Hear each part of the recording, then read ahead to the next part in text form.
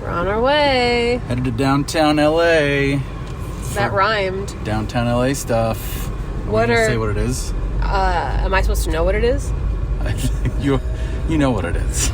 We're going to a building that was built in 1927. Just a stone's throw from USC, if you know Los Angeles at all. So right just outside the heart of downtown. We're getting to go and visit something that is like part of old Los Angeles. Like it's both like route experience and route content. So I'm very excited. Yeah, plus it's like technically a class, I guess. We're going to talk about stuff, so it's a... Are we going to get graded?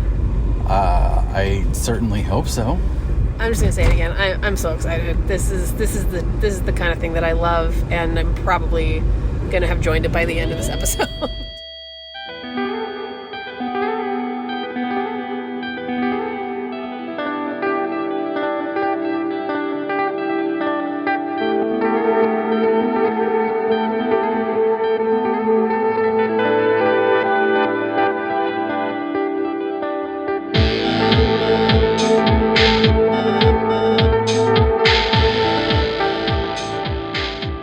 Welcome to Culture Just Weird. I'm Chris. I'm a game designer and data scientist. I'm Kayla. I'm a TV writer, and I am also welcoming you to Culture Just Weird.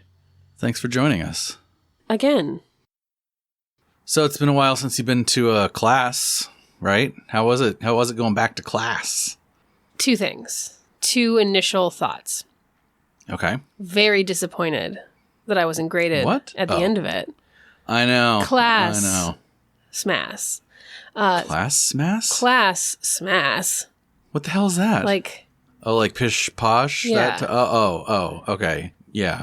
Well, I mean, it was barely a class. Like, it wasn't like a lecture hall. It was just people. It was a round table. I disagree that it was barely a class. I think it was actually quite, probably one of the more informative classes I've taken in recent memory, because this was literally somebody who was personally schooled in the teachings that we were learning about and was then bringing those learnings to a larger group. And this is very esoteric knowledge. This is knowledge that is, this is information that's not common in Western thought, outside of Theosophy circles, esoteric circles, occultist circles. Yeah, and the discussion leader was more like he definitely took the bulk of the speaking time, but like not in a bad way, and more of like a teacher sort of way. Like he was instructing on the concepts. So to I just don't want people to think that we were in like a lecture hall. We were not in a lecture hall. We were in, like you said, like sitting in the round.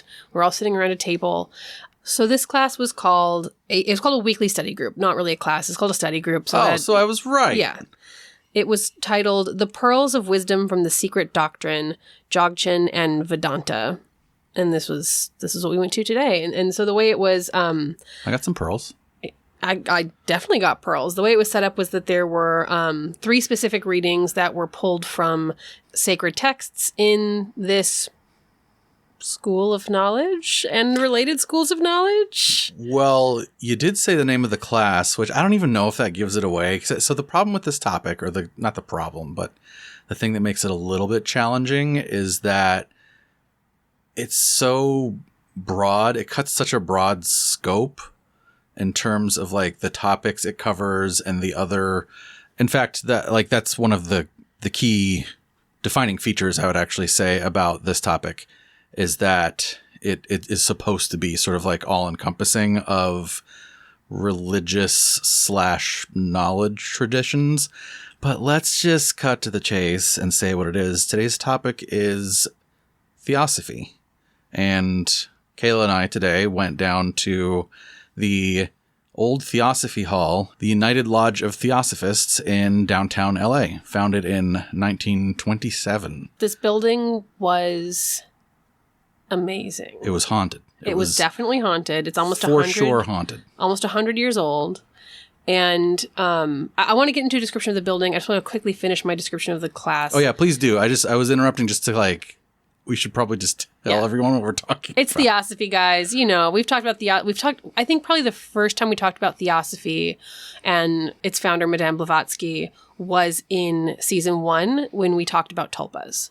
That was probably the first time we talked about Theosophy. Yeah, you're right. And it has come up multiple times since then because its DNA is kind of in a lot of things. Yeah, yeah. And so it's kind of cool to go to the source in a lot of ways. Yeah. Well, what's weird about it is, and we'll get to this because we have this weird format today. We went to this class, this discussion group, before doing really doing the bulk of the research on like the founding and the history and the yada yada, like all that context stuff we normally do first. We're actually doing that second this time. So there's definitely like an element of we'll get to that for our own purposes, even like from our own perspective this time. So this class that we went to, this study group that we went to, there were 3 readings that were pulled from various texts. And essentially the study group was a close reading of these 3 related texts where all of us read them together. The, teacher of the class, the leader of the class who has more training, gave kind of his understanding of the close reading. And then it was opened up to discussion amongst all of the other students because it seemed like the idea was that everybody here are students, including the person leading the class. So we're all here to learn from each other and give our interpretations and like find that wisdom and that intuition within that so much of this school of thought is centered around. Yeah, this particular branch of the Theosophical movement, from what I understand, is another one of their sort of core themes is like everybody's kind of a student. There's no leader per se. There's just like a bunch of people studying the thing, which I think is kind of cool, actually. Obviously, everybody listening will want a description and understanding of what Theosophy is. We'll get to that. Is that can you give a little summary just so like people who maybe have never listened to our other episodes have an understanding? I can give my layperson summary, but you're kind of the shepherd of this episode. I'm the shepherd. You have some like literature with you that you could. What else do you want me to skip? Because we picked up. Sorry, I have to do that. There we go. We picked up a couple of little pamphlets. This one says Theosophy Simply Stated. Kayla, I'm not just going to read a pamphlet on the podcast, but I think I can give a summary. Like the problem or the challenge with this, as I said previously, is that it cuts this broad scope. So it's like, because of that, it's kind of hard to pin down like exactly what it is. Like at its core, it seems like it's just kind of like a people who are truth seekers. And I know that's like a bit of a loaded word these days. Like not truth seekers like you might see on like a Twitter profile, but more people who are interested in the study of knowledge. Like it's very close to just philosophy. In fact, like I kind of think it basically is just a philosophical discussion group, sure. But it has this esoteric Eastern knowledge flavor to it. Right. And I will get into, like I said, I'll get into more details about like where it was founded and who founded it and schisms and yada, yada, yada. But that's kind of at the core of what it is. And that's why it's a little hard to pin down, because it's not like it's these people in this place with these beliefs. It's like, it's loosely a bunch of people that are interested in philosophy, but they call it Theosophy. I mean, we are talking about an organization that's been around for, 150 years? Yeah, but a little less than 150, I think. So that's why, truth seekers comes with a different connotation. Right. This is people who, they're not trying to figure out, like, what's in your vaccine. They're trying to figure out what is the true spiritual nature of, like, existence, right? Right. But I also can't say and for not sure. Not even just existence, like, but like existence in the universe. Yeah, yeah. And I also can't say for sure. Like there probably are anti-vaxxers. I have no idea. Like that's kind of the thing, is that it's like it's very. That's not the core of the teachings. It's very open. Like, right. You know how some of our groups have high dogma? This is like anti-dogma. It's like that was talked about in the class today. Yeah. That was actually. I don't want to jump ahead. What I want to do is I would really like to just kind of set the setting, because this building felt different. Oh, yeah. Than other buildings that I've been in. And again, this building is almost 100 years old, and you felt that when you were walking in. It is in a part of Los Angeles that at the time, it's very different now. It's kind of a more disenfranchised area. It's again, it's the USC area. It's a more disenfranchised area. So it's very interesting to have this like heart of a philosophical movement seated in this area. So it was cool to pull up, and in an area where there's a lot of homeless folks, where there's a lot of closed businesses, where there are not a lot of people walking around or shops, to pull up to a building that says Theosophy Lodge, like in a big old looking sign. Stone. And then, you walk up to the entrance, and the entrance is all ornately carved. I think that was the thing. Like, that was such a tone setter for me, that like stone arch entrance. And it had their motto, which I haven't said yet, but their motto is, there is no religion higher than truth. So that's like in stone as you're walking through. And I'm like, I don't even remember the last building in Los Angeles that I walked into that was like, had like a stone, like even like Aetherius and some of these other sort of like more ornate places. Like, it's not stone. There's something about stone. I don't know. Maybe I'm obsessed with stone. It just felt different. And then the, like the writing on the door felt vintage, and then the interior felt vintage. And I'm not going to be able to accurately describe the vibe of this place, but it did feel like walking into what you want a Masonic temple to feel like, what you want a place with secret knowledge to feel like. Right. Like, you've never seen this show, but I was just having such flashes of, there's this show that I watched called Lodge 49. Oh, yeah. Wonderful, fantastic show about essentially like a Masonic lodge of secret knowledge, like, contrasted against the bizarre realities of everyday life. Very good show. Go watch it. But this is what that felt like. It felt like somebody wrote this to be the Platonic, like, lodge is the best word. The Platonic cult. Like I said to you when we were walking down the hall, I was like, now this is how you host a cult. Because it was just very, but I know it's different. It's not quite cult. It's more like fraternal order. It felt very fraternal order. It felt very like, and I think that's because of somebody who wants and craves knowledge. Like, you walk in here and you feel like, this is where I'm going to get it. Yeah. So I think just like to describe it for our audience, if you're doing like close your eyes and imagine, especially if you're driving. Don't close your eyes if you're driving. It's like the floor, even the hallway floors are carpeted. So like everything has this sort of like aura of silence. And the air feels old. Like, it's not like, it wasn't like dusty and no, it didn't feel dirty, dusty or musty, but it felt like stale air almost, right? I don't even know if stale is the right word. It felt like heavy. Like, this air has been here and will be here. Like, stale, I feel like has a connotation that, like, I didn't feel like I was coming into this and it was like, my bread's hard. It felt like an institution, like. Yeah. So the air felt heavy. It was silent, and there was a lot of wood. There was a lot of like wood paneling and like mahogany type stuff. And there were like a bunch of different rooms. Like, some rooms were like, oh yeah, that's the kitchen. And some rooms were like the room we were in was just like a meeting room.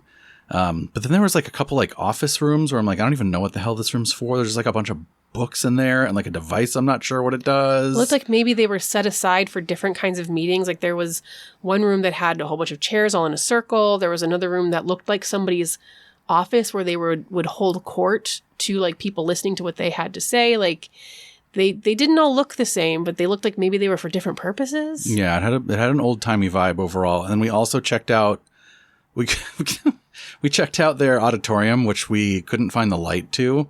So it was like not quite pitch black, but it was pretty dark in there, like to the point where we couldn't really see anything. After we had been told that it was haunted. Yeah. Explicitly, so this was like, afterwards. oh, yeah, no, this is haunted. And like, yeah, it's haunted in there. And we get in there, and it's like, when I say like the air was heavy elsewhere, the air was light elsewhere compared to this. This was like just utter eerie silence in this auditorium, and it was totally dark, could not find the light.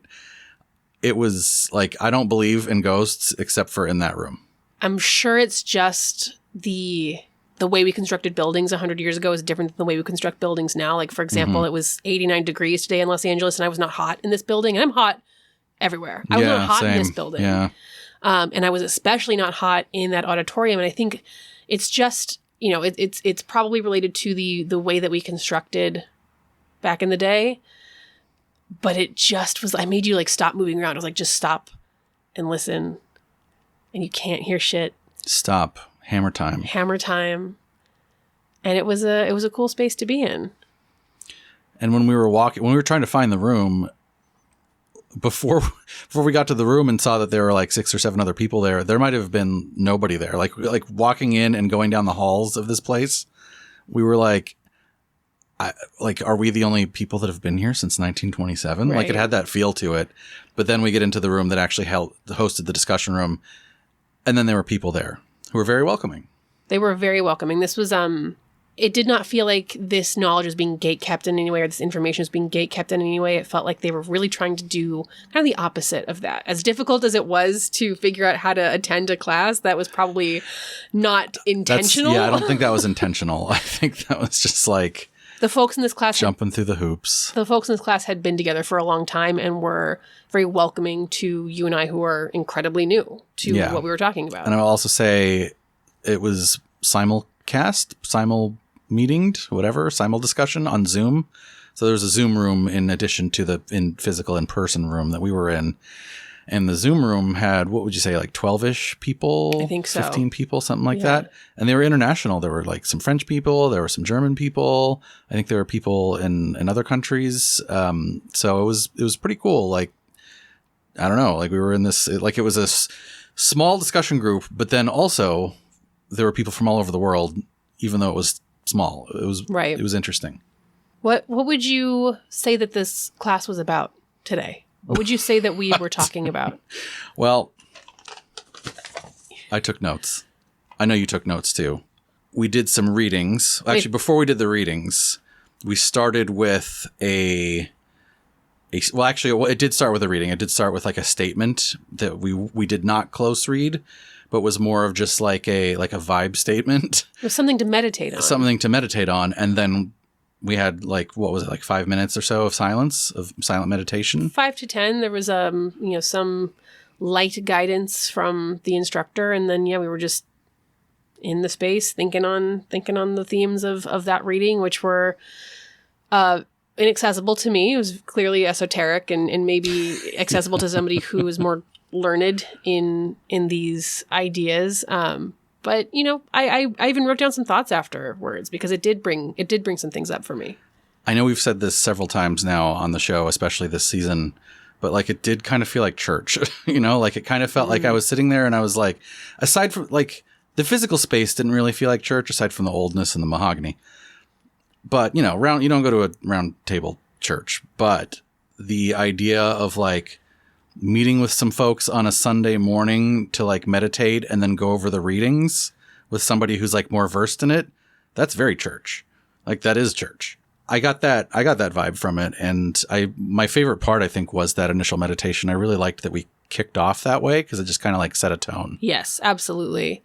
And I agree with you that it feels like church, but I guess it's not even a but. And why I think I find myself responding to Sunday mornings more like this or more like at the ISKCON temple versus going to Catholic church or going to a service at the Aetherius Society is there really is a difference for me as somebody who skeptic, but is thinking about like the nature of reality and consciousness.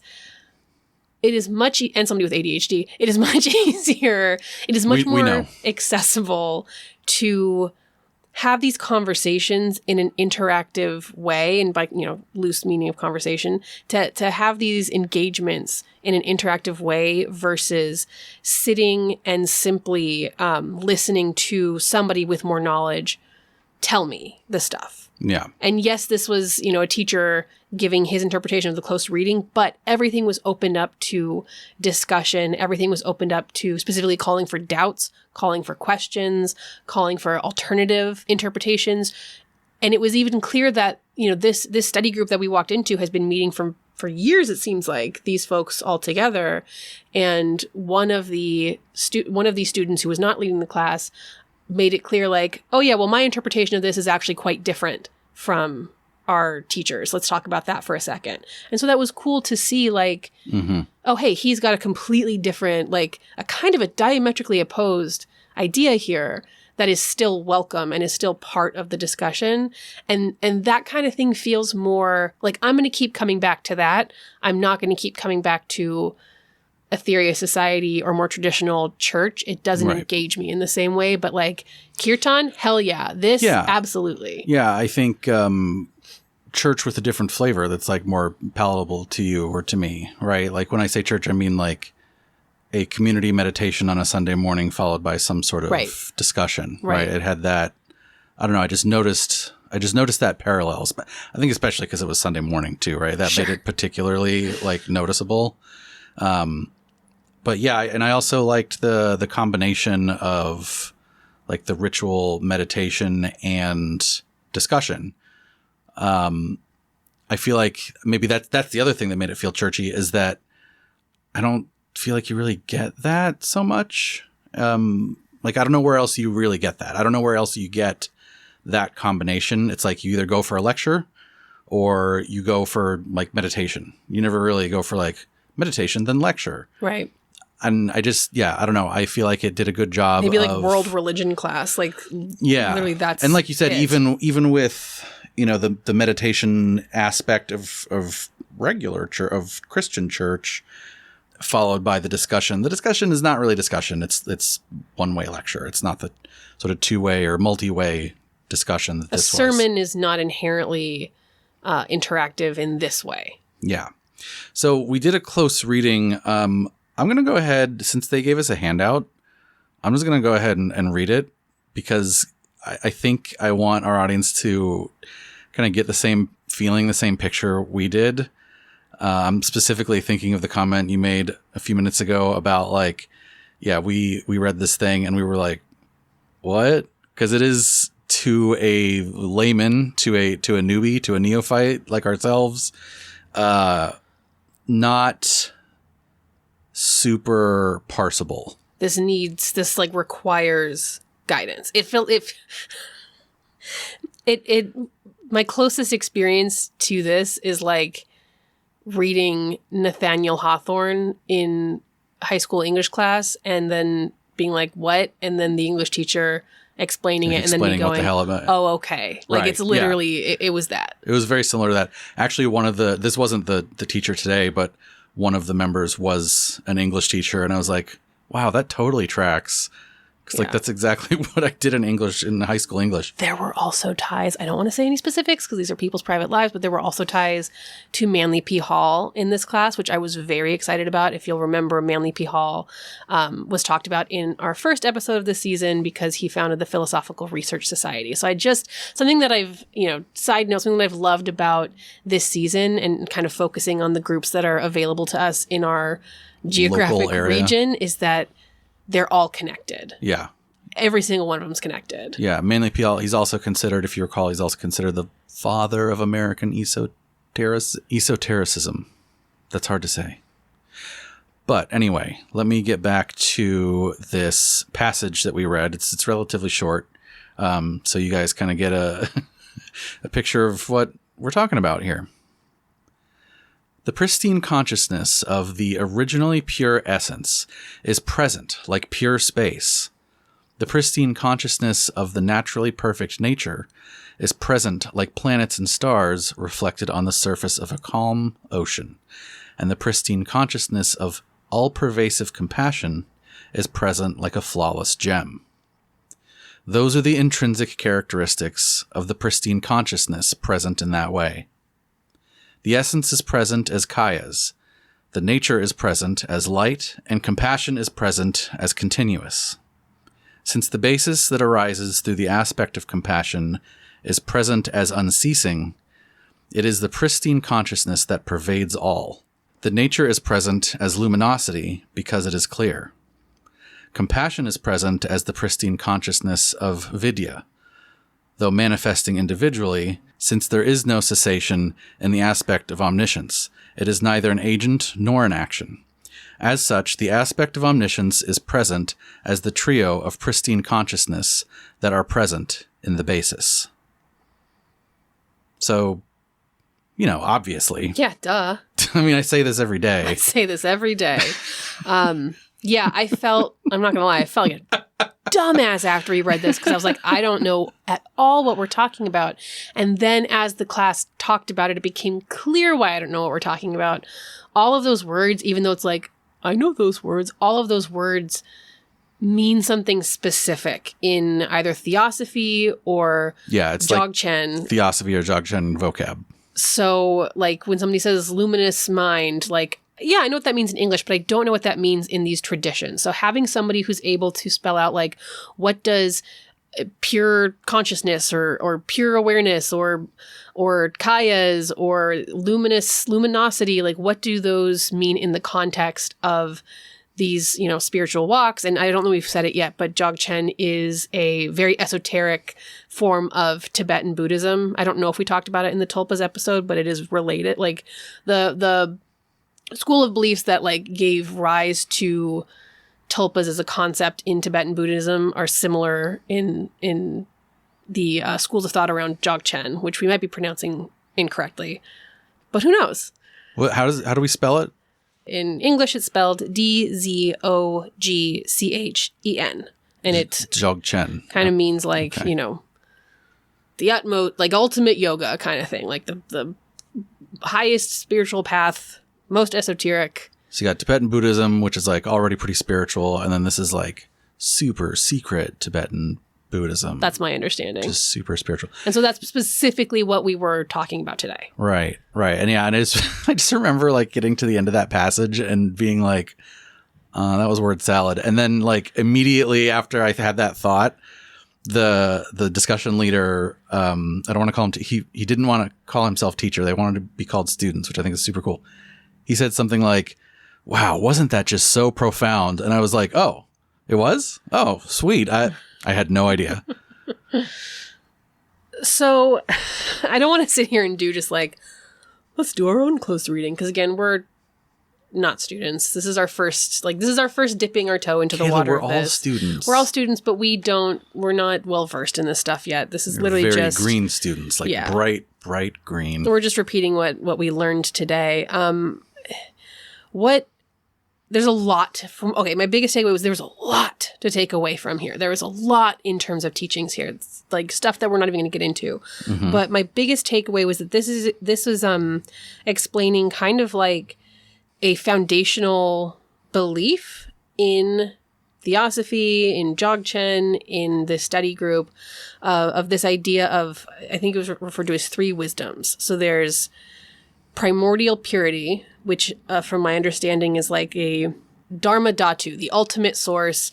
It is the source from which like everything, the source from which everything like rests upon. So it's the source that exists outside of our like material world. It's like an ontological possibility space, if that makes any sense. And if it doesn't, we'll get into it a little bit. Then there is spontaneous presence, which I think refers to like our, like the piece of the universe waking up. The piece of the universe waking up to itself. It's us existing is spontaneous presence. Now, is that synonymous with pristine consciousness? I don't know. I think the goal is to like... get that guy here. Get back to that. I did write spontaneous presence, and then I put a little arrow to naturally perfect nature. Okay, because a lot of what we talked about and a lot of what is in the close reading, or not, a lot of what is in the passage that I just read is about this pristine consciousness. But you were on number 2. So what was number 3 in the... Number 3 is compassion, which was explained to us as like, this is beyond the desire to do good for others. This is like the kind of the ultimate form of wisdom that will generally lead to one behaving in like the path of loving kindness. But compassion is kind of synonymous with wisdom. And like what the overarching kind of theme that we talked about, I felt the conversation was going back to many, many times, was describing reality in this visual of like primordial purity. Picture it as like a black disc. Picture spontaneous presence as like a white disc resting upon it. And then this like compassion, this like wisdom as a smaller black disc within that white disc. So I think to me, if I could interrupt here, yeah. That particular imagery is from the secret doctrines, which we will get to when we talk about what is Theosophy actually? So the Secret Doctrines is a Ooh. piece of literature written by H.P. Blavatsky, Theosophy's founder. Interesting. Okay, so my big takeaway was that it kind of felt like there is a like inherent source underlying all of existence, spontaneous presence can manifest from or on that source, and that tends to be us, and then kind of our goal as sentient beings is to get back to a place of pure consciousness, pure awareness. So that's kind of like there's the black background, the white circle, and then the black circle within. And that to me represented like the source, us, and the little piece of source that we're trying to get back to within us. I don't know if that's the correct interpretation, but that's kind of like what it felt like we were talking about. Yeah, I also got a lot of, I sort of mentioned this a second ago, but the pristine consciousness like kept coming up, which, for like the layman, I think you just kind of think of that as like a soul, right? It's this true you, this true self that existed before you were born, will exist after you die, and has always existed. And that's kind of the thing that one of the things we're trying to access, like you were just saying, is we're trying to get back to that pristine self, that sort of soul of a self. That self gets clouded by, I think what they refer to as ignorance. So like our memories, our experiences, our labels, our identities, the kind grasping is a thing that they constantly they mention many times. So desire, when I say grasping, want. Yeah, it's like it's the attachment, like what we call worldly attachments a lot of times, I think, in these sort of traditions, is when they say grasping, they mean those like worldly attachments, having desires or having things you dislike. They kept saying likes and dislikes is sort of like a shorthand for the grasping or for the, worldliness. And so I think the enlightenment is disconnecting from those things and reconnecting to this soul state, this pure awareness, this pure consciousness. Yeah. They also used a metaphor that I liked a lot, involving like fluid versus solid. So they seem to have a predilection for things being fluid or changing. And when that's more of like a thing in its fluid form is its more true self than a thing in its frozen form. And so they were basically saying like your true self, your, what I might say soul, your pristine consciousness is sort of like water. And then it crystallizes into this solid form. It freezes into the solid form when you are, born into this world and become like a physical human being. And what you're trying to do maybe a little bit is like melt yourself back down into that like fluid form, because that's the more true nature of a person, like somebody like, and especially vis-a-vis outside the self. So when I think of like Kayla is, I have this sort of frozen picture. I have this, I think of her in terms of like labels and identities and likes and dislikes and all of these things that are sort of like we consider to be static, when in fact Kayla is much more like, and any human by extension, much more dynamic than that. Like Kayla likes mac and cheese today, but tomorrow she likes mac and cheese with broccoli, and her dislikes also change, and her identities are also fluid, and everything is sort of fluid in that manner. And so I think one of the things that they were also talking about with that metaphor was like, seeking to unfreeze our concepts in regards to how we view things outside of ourselves, but especially like other human beings. Yes. And there's two specific tools that were talked about in order to like achieve this goal of enlightenment or resting in this kind of like pure knowledge. There was Treccio, which was to cut through, to release. So like cutting through the veils of the mind and the self. And there was Togal, which is a specific kind of meditation where you need like a teacher to teach it to you. This is not something you can learn like, on an online course. This is like a teacher to student practice. And that means like crossing over or clearing away shadows in the mind. So those were two like specific tools that they talked about to reach this state where you go from ice to water. There's a lot more here, you guys. Like, I'm literally looking at my notes, and it's like, and I do want to point out one thing that I wrote here, because I think it's important and will be important at the end of the show. This was a quote from the teacher. He was talking about, this process of becoming the water again. The goal is not to fall into rigidity and dogmatic thought. And I thought that was really important, that's kind of like part of this belief system, is kind of what you mentioned, the anti-dogma.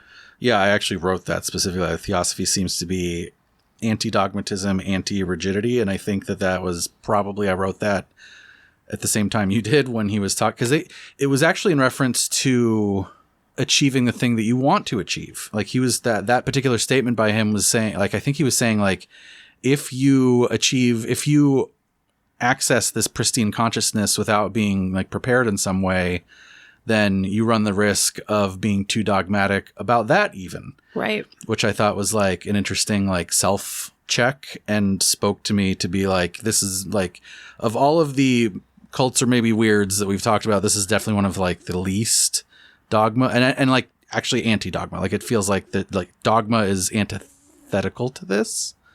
Yeah. The class would not have been what it was if, when that other student went, well, my interpretation of this, like, the way I operate in this faith is diametrically opposed to what is being taught here, but I am still learning, and the teacher, the quote unquote teacher, is still learning from me, and we are having a valuable conversation with each other, and we are engaging with each other. I mean, the person who had this diametrically opposed idea was also married to another Theosophist student in the class who had a different belief system. And that's people who are together living in the same house. It seems like the anti-dogma is not only necessary, but like almost celebrated in a way. At least that was what I took away from this class. Yeah. And we could go on. Like I said, it was how long was it? It was like 2.5 hours? It was 2.5 hours. It wasn't all close reading of that one passage. We also did close reading of another passage. There was also the meditation. There was two other passages. Other things. There were two other passages, There was a passage from a larger passage from the Secret Doctrine, and then there was a very short passage that was kind of just like closed it up, like food for thought. Yeah, that was only like one sentence. So we could go like into a lot more of the close reading, but I think that kind of like gives you a taste of the things that we talked about. And specifically, I'll sort of like summarize that taste.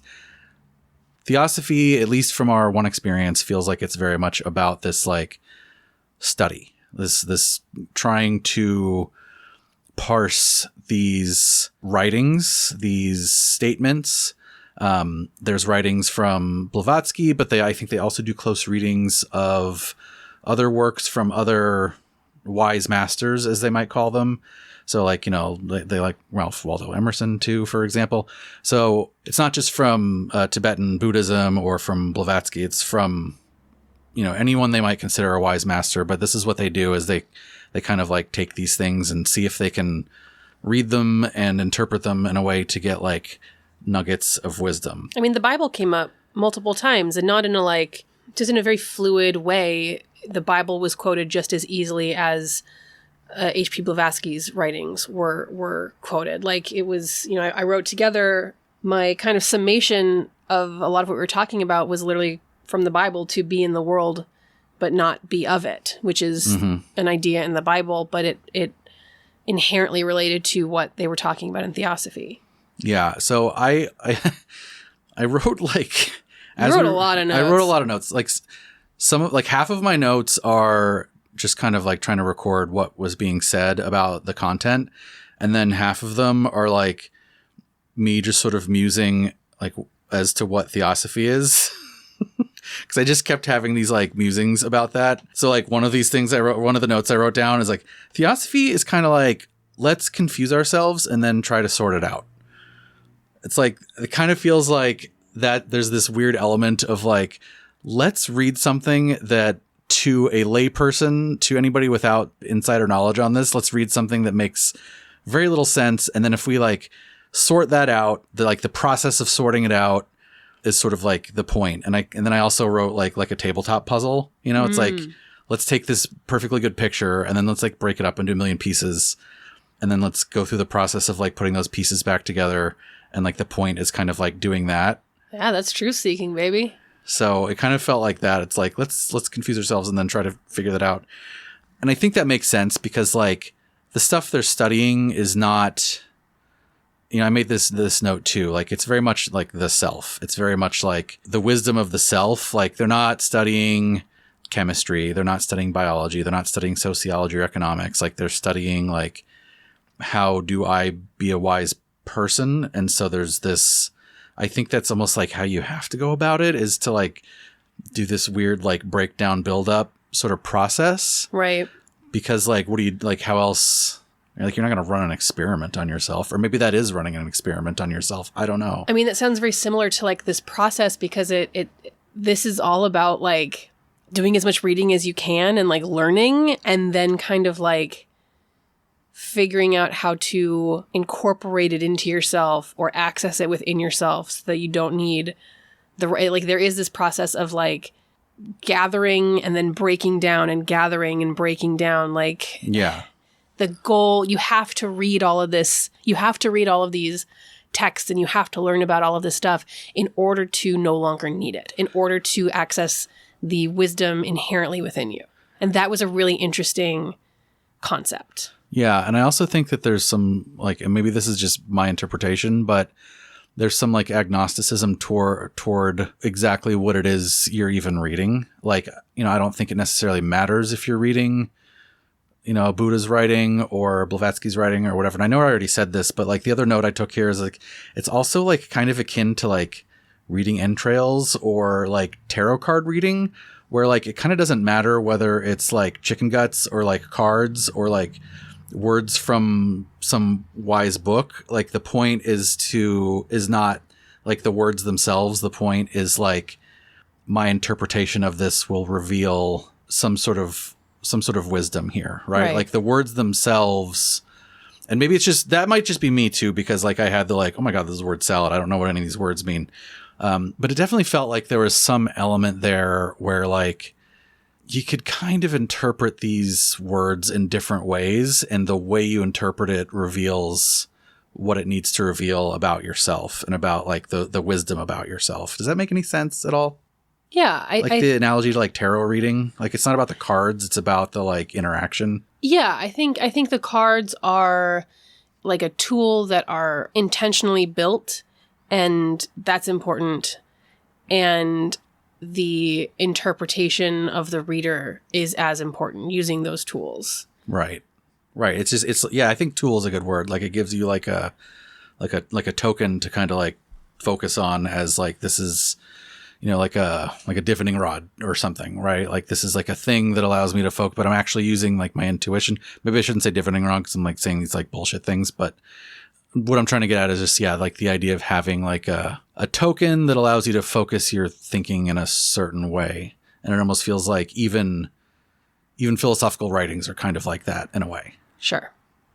It's just like reading the Bible. Like you sit down, you read the Bible, and you can go especially like, something like Psalms. You can be like, this means what it says on the tin, or you can spend your entire life trying to interpret it, which like that is religion. And there's different parts of the Bible. I'm sure there's different parts of the readings that we did today too. But like some parts of the Bible are like, Steve did X and then he did Y and then God did this to Steve, and David was the king from X year to Y year and blah, blah, blah.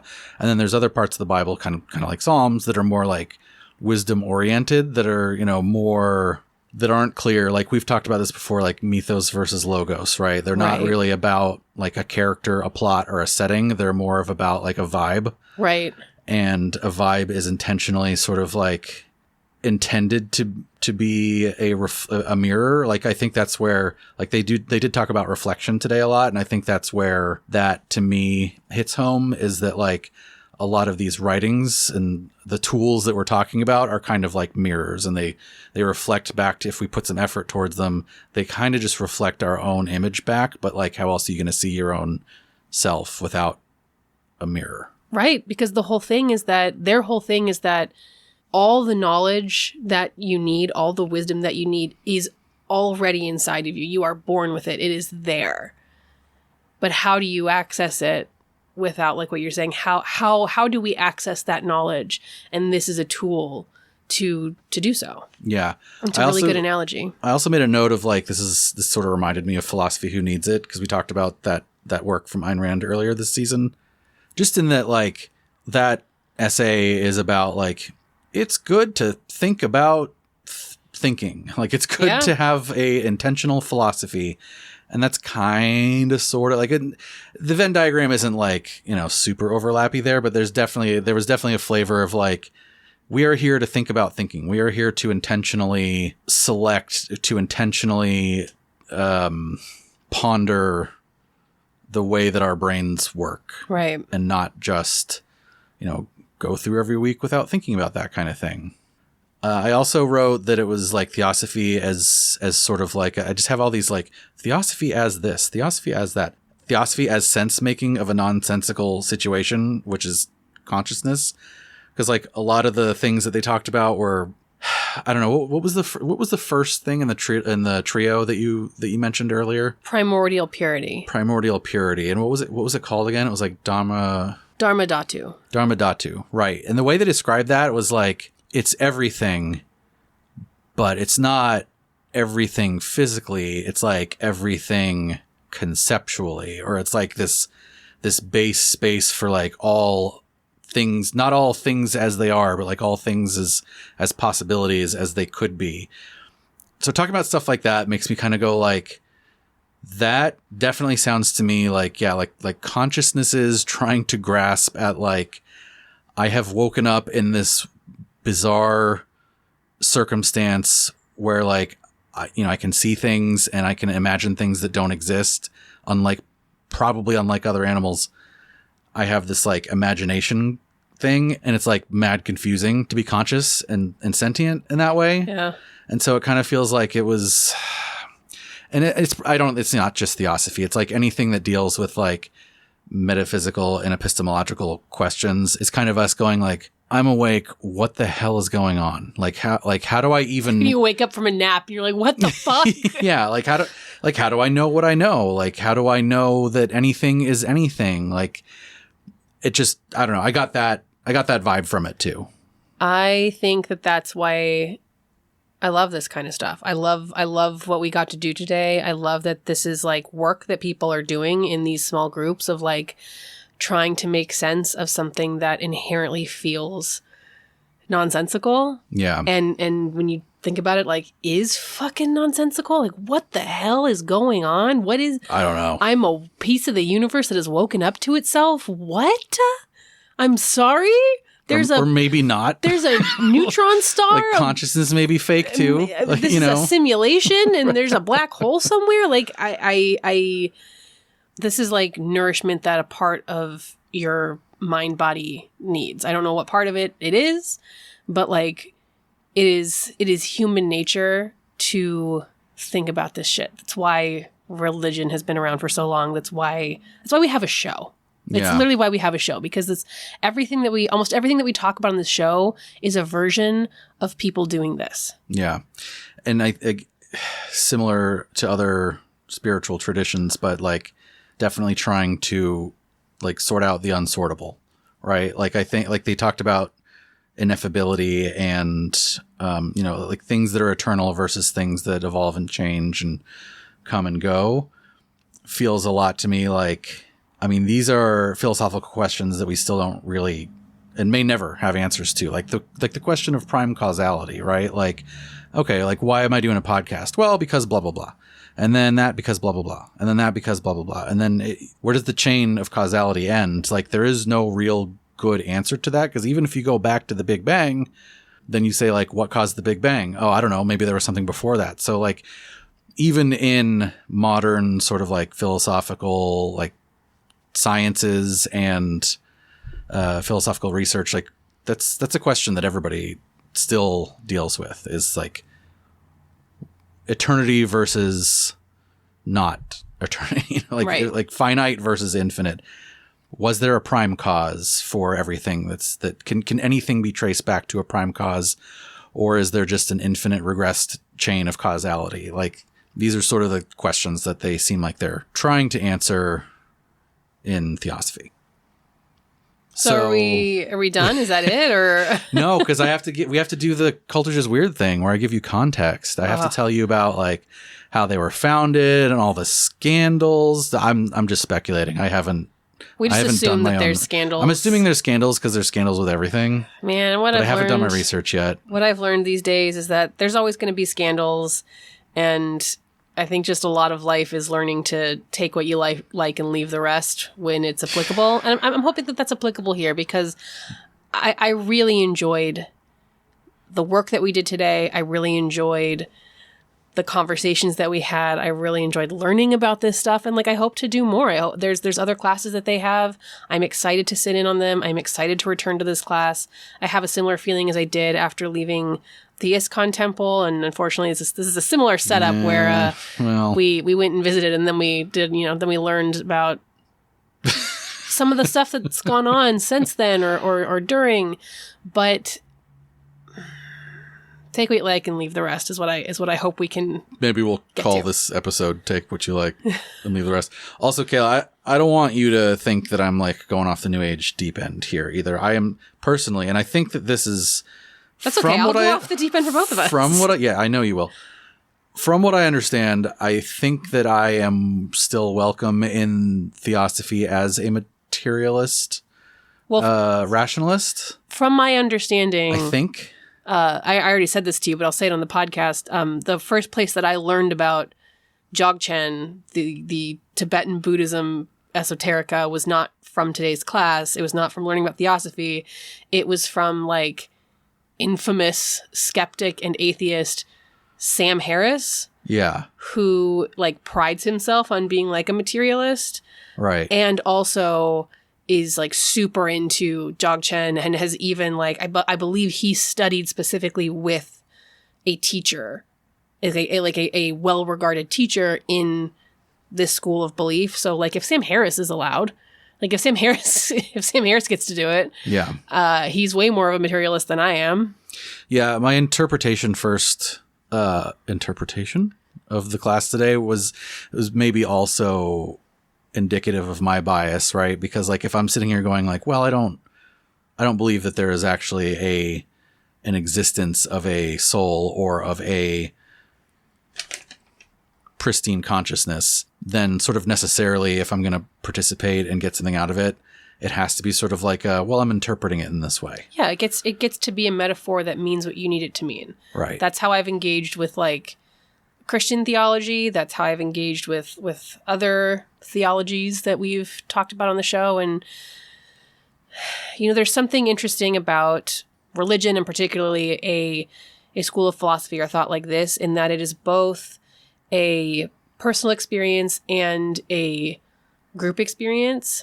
And it's kind of fun to figure out like how you can have these conversations in a classroom setting, in this like round robin setting, while also having your own personal relationship to it. And that was demonstrated in our class today. So I feel like if you need metaphors to make it work for you, then that's what works for you. The white circle on a black background, that's real though. Well, I mean, what's not real about it? That's not a metaphor. What's not real about it? What's real about it? What is real? I was making a joke. I'm not. Tell me, what is real? What is the nature of reality? All right, so the next thing that we're going to do here is I'm going to do a little more research into, well, what is Theosophy? Where did it come from? Blah, blah, blah. And then we'll come back to the studio and I'll give you the download. And then we can talk about whether this is a cult or just weird. Sounds good to me.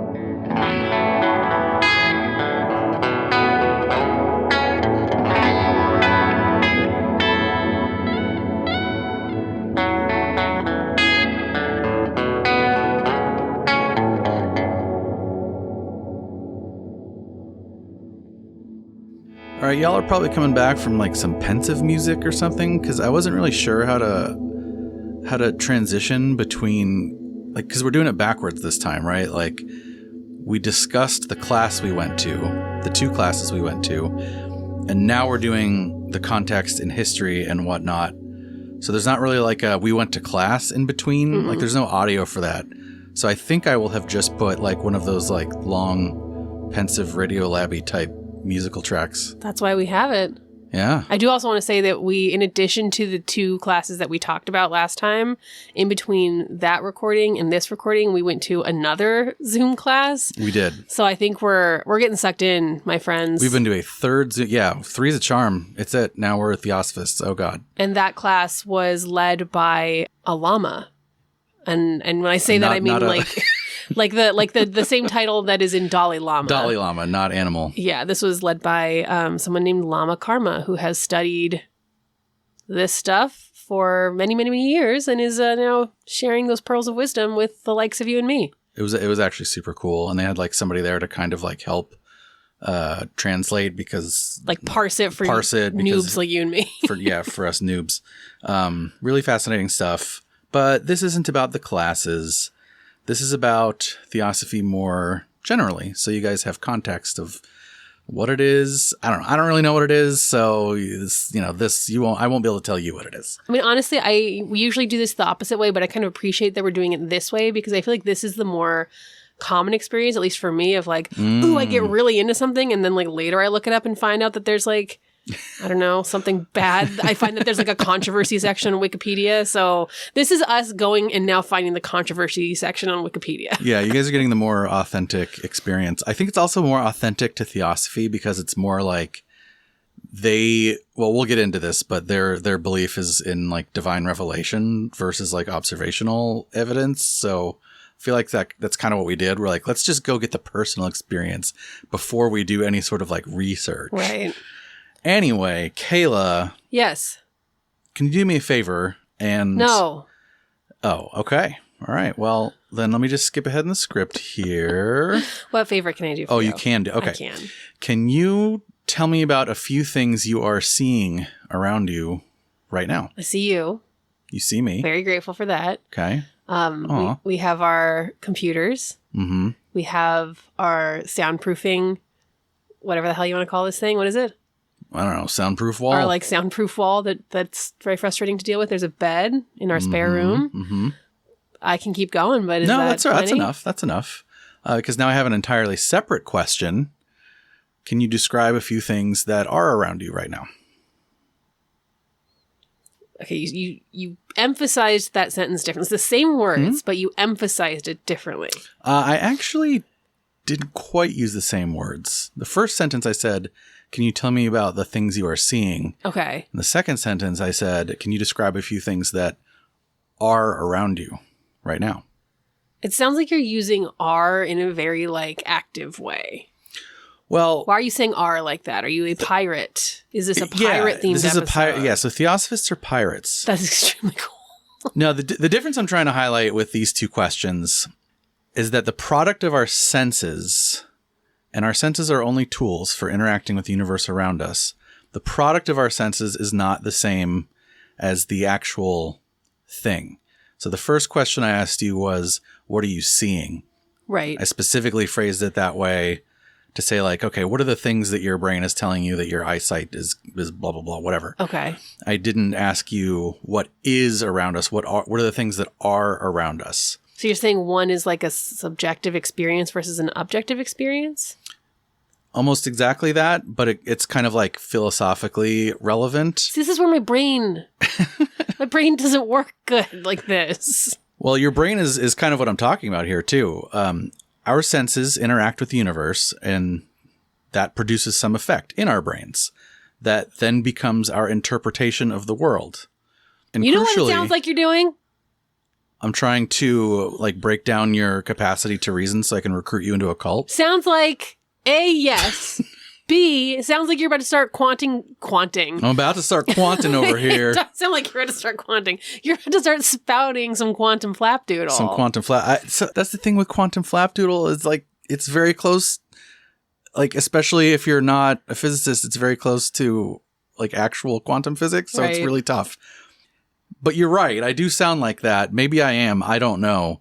But our senses interact with the universe. They produce some effect in our brains that then becomes our interpretation of the world. And crucially, there isn't really like a raw reality, air quotes I'm doing right now, raw reality that we can check that work against, right? Like I can't check my visual cortex interpretive image of the computer I'm looking at right now against the, I don't know, quote unquote, real computer, because what would I use to check that work? I would just be using my senses again to do that. Right? I'm so angry at you. Why? And I know we've talked about this in the show before. I'm never going to get over this. Prepare to be even more angry. I'm never going to get over the fact that when you and I first started dating, we got in a big fight over whether or not you can like prove that reality exists. And you were like, you're an idiot. Reality exists. And I was like, but how do you know? And now you're sitting here being like, oh, well, the quantum physicists say. No, I didn't say. And you're the one that brought up quantum physicists, first of all. Second of all, I was in the Ayn Rand cult at the time. Third of all, that's not exactly what I'm saying, although all of these things are kind of that. I'm very grateful that one of our big early fights was about whether reality exists. Don't show me that. Don't show me that. Get it away from me. Do you remember this? Please stop. Yes. Right now, Chris has turned his computer around, and in the middle of his script, smack dab in the middle of his script, is a picture that I never want to see again. It is a picture of the dress. Do y'all remember the dress? Infamous dress. For those of you that don't remember the dress was an internet phenomenon back in what, like 2015, 14? Sounds about right. One of those where half of all humans thought that this dress was colored blue and black, and half of the rest of humans thought that it was white and gold. And like those are two wildly different. Like it's not like, oh, that looks blue and black versus that looks like purple and brown. It's like those are two very different colors. Completely opposite like spectrum of like color palettes. And the people who thought blue and black were like, there's absolutely no way this isn't blue and black. And the people who thought white and gold were like, there is no way this isn't white and gold. Yeah. So aside from the obvious fact that it's blue and black, have you ever seen it? This again illustrates the actual dress. No, I'm sorry. Have you ever been able to get it to look white and gold for yourself? With great effort, yes. And then it relatively easily goes back to blue and black for me. I know, like, this whole part of the script is about like how ambiguous it is. And even then, like, as I'm looking at it, I'm like, it's so hard. It's so hard for me to get it to look white and gold. Yep. It's really difficult. But again, this illustrates that there's a difference between the real object and the product of my brain processing visual information. Depending on whether my brain interprets this scene as brightly or dimly lit and what color the light is, it will tell me with certainty what color the dress actually is. And your brain will do the same and give you a different answer because you assumed a different lighting scenario. But we're both looking at the exact same picture. Hey, check out this image, and before you ask, it's just a regular JPEG. It's not an animated GIF/GIF. Are you doing some color theory shit on me? Or some such. Okay. I see it. Yes. You see that moving image? I'm not going to lie. It doesn't look like it's moving at all to me. Let me see it again. I'm keeping that. Hold on. Let me see it again. Because I picked that one because, like, to me, like, there's so many of these, like, optical illusions that are like, it's not moving even though it looks like it is. And I picked this one because I'm like, man, that one really looks like it's moving. But for you, it doesn't. That's so funny. If I move my eyes, it looks like it's moving. I see it. I see what you're talking about. We'll put these on Instagram. That is very clearly movement is can be seen, can be detected. Well, yeah, we'll put a few optical illusions like this one on our Instagram for the show. But there are dozens of them. There are dozens of such optical illusory effects. This one, the one that we're talking about right now, just because we're an audio program, it looks like a weird sort of like purple and red spiral, but it's set up in such a way that your eye, like your rapid eye movements, will cause it to look like it's actually rotating, even though it's totally not rotating. Again, just another thing to kind of illustrate like what our brain is producing isn't necessarily exactly what is there. Did you know that it takes 80 milliseconds for your brain to process visual input? So what you are seeing always has happened at least a little bit in the past? I do know this. Can I tell you why? Yeah. Because back when I was a teenager, I was into some stuff. I was very into the beat culture, like those guys, and they were very into some of this stuff. And they had a whole thing about how, like, particularly I remember Neil Cassidy talking about this, of like, we are always visually, and then I think like other sensory inputs, we're always like just a little bit behind processing it. Like we're processing it after it's happened, just a tiny little bit. So one of their goals was to like get as close to, like, close that gap as much as possible. Close that gap with like experience and reality as much as possible. How did they do that? Drugs, writing poetry, driving really fast in a bus. Driving really fast. I guess that makes a weird sort of like very tangible sense. Anyway, that's, I think, the first place that I learned about this concept. Did you know that according to a study in 2022, last year, our brains don't actually give us even the moment-to-moment snapshots that our eye's retina takes? And if it did, we'd perceive reality as a dizzying blur. That's, I kind of already perceive it as a dizzying blur. Yeah, when I read this, I was like, well, yeah, I already, that's, I think mine's broken because that's what mine is. Our visual processing averages out and smooths out the images that we receive from our eyes. Do you know how far in the past they found that our brains take visual data in for this smoothing process? I don't know. Up to 15 seconds. No. I don't believe that. I refuse. 15 seconds. No. That's the most horrifying thing I've ever heard. Please, I don't want to talk about this anymore. That you are seeing in your field of vision right now, maybe from up to 15 seconds ago. I feel sick. I don't like it. I don't like it. I don't like it either, frankly. I don't care for that. And like, I'm grateful for it because like I prefer the reality to not look like a dizzying blur. Like, you know, I prefer watching a movie that looks like a movie and not these like newfangled like high frame speed movies where it's like one of those goddamn food TikToks where it's just like image. That's a different thing. But yes, that or like when Peter Jackson did The Hobbit in like the like high frame I know what you're talking about. And with it looks weird. Yeah, it looks. And I don't want to look at it. Like the motion smoothing on my parents' TV. Ugh. Yes. I don't like that thing. So it looks so weird. I'm grateful for my brain trying to give me like a more pleasant experience of visual reality, but I'm going to be sick. I really don't feel good about that. Yeah. Oh, God. The trade-off for that is existential horror. But that's okay. It's better to see stuff good, right? Sure. Now, let me pump the brakes here and sort of channel my old argumentative with you self. I'm not a senses are fundamentally unreliable guy. I'm not even sure that I'm like a reality is fundamentally unknowable guy. After all, when I say the product of our senses is not the same as the actual thing, what the hell do I mean by actual thing? I would like to also know. I don't have access to an actual thing, quote unquote. Neither do you. We only have our observations. So to posit that there is somehow like a real reality underneath, even though it like makes sense in a way, it also kind of lacks meaning. If a tree falls in the forest and there's no one around to hear, exactly, does it make a sound? Oh, that really like kind of hurts my face right now.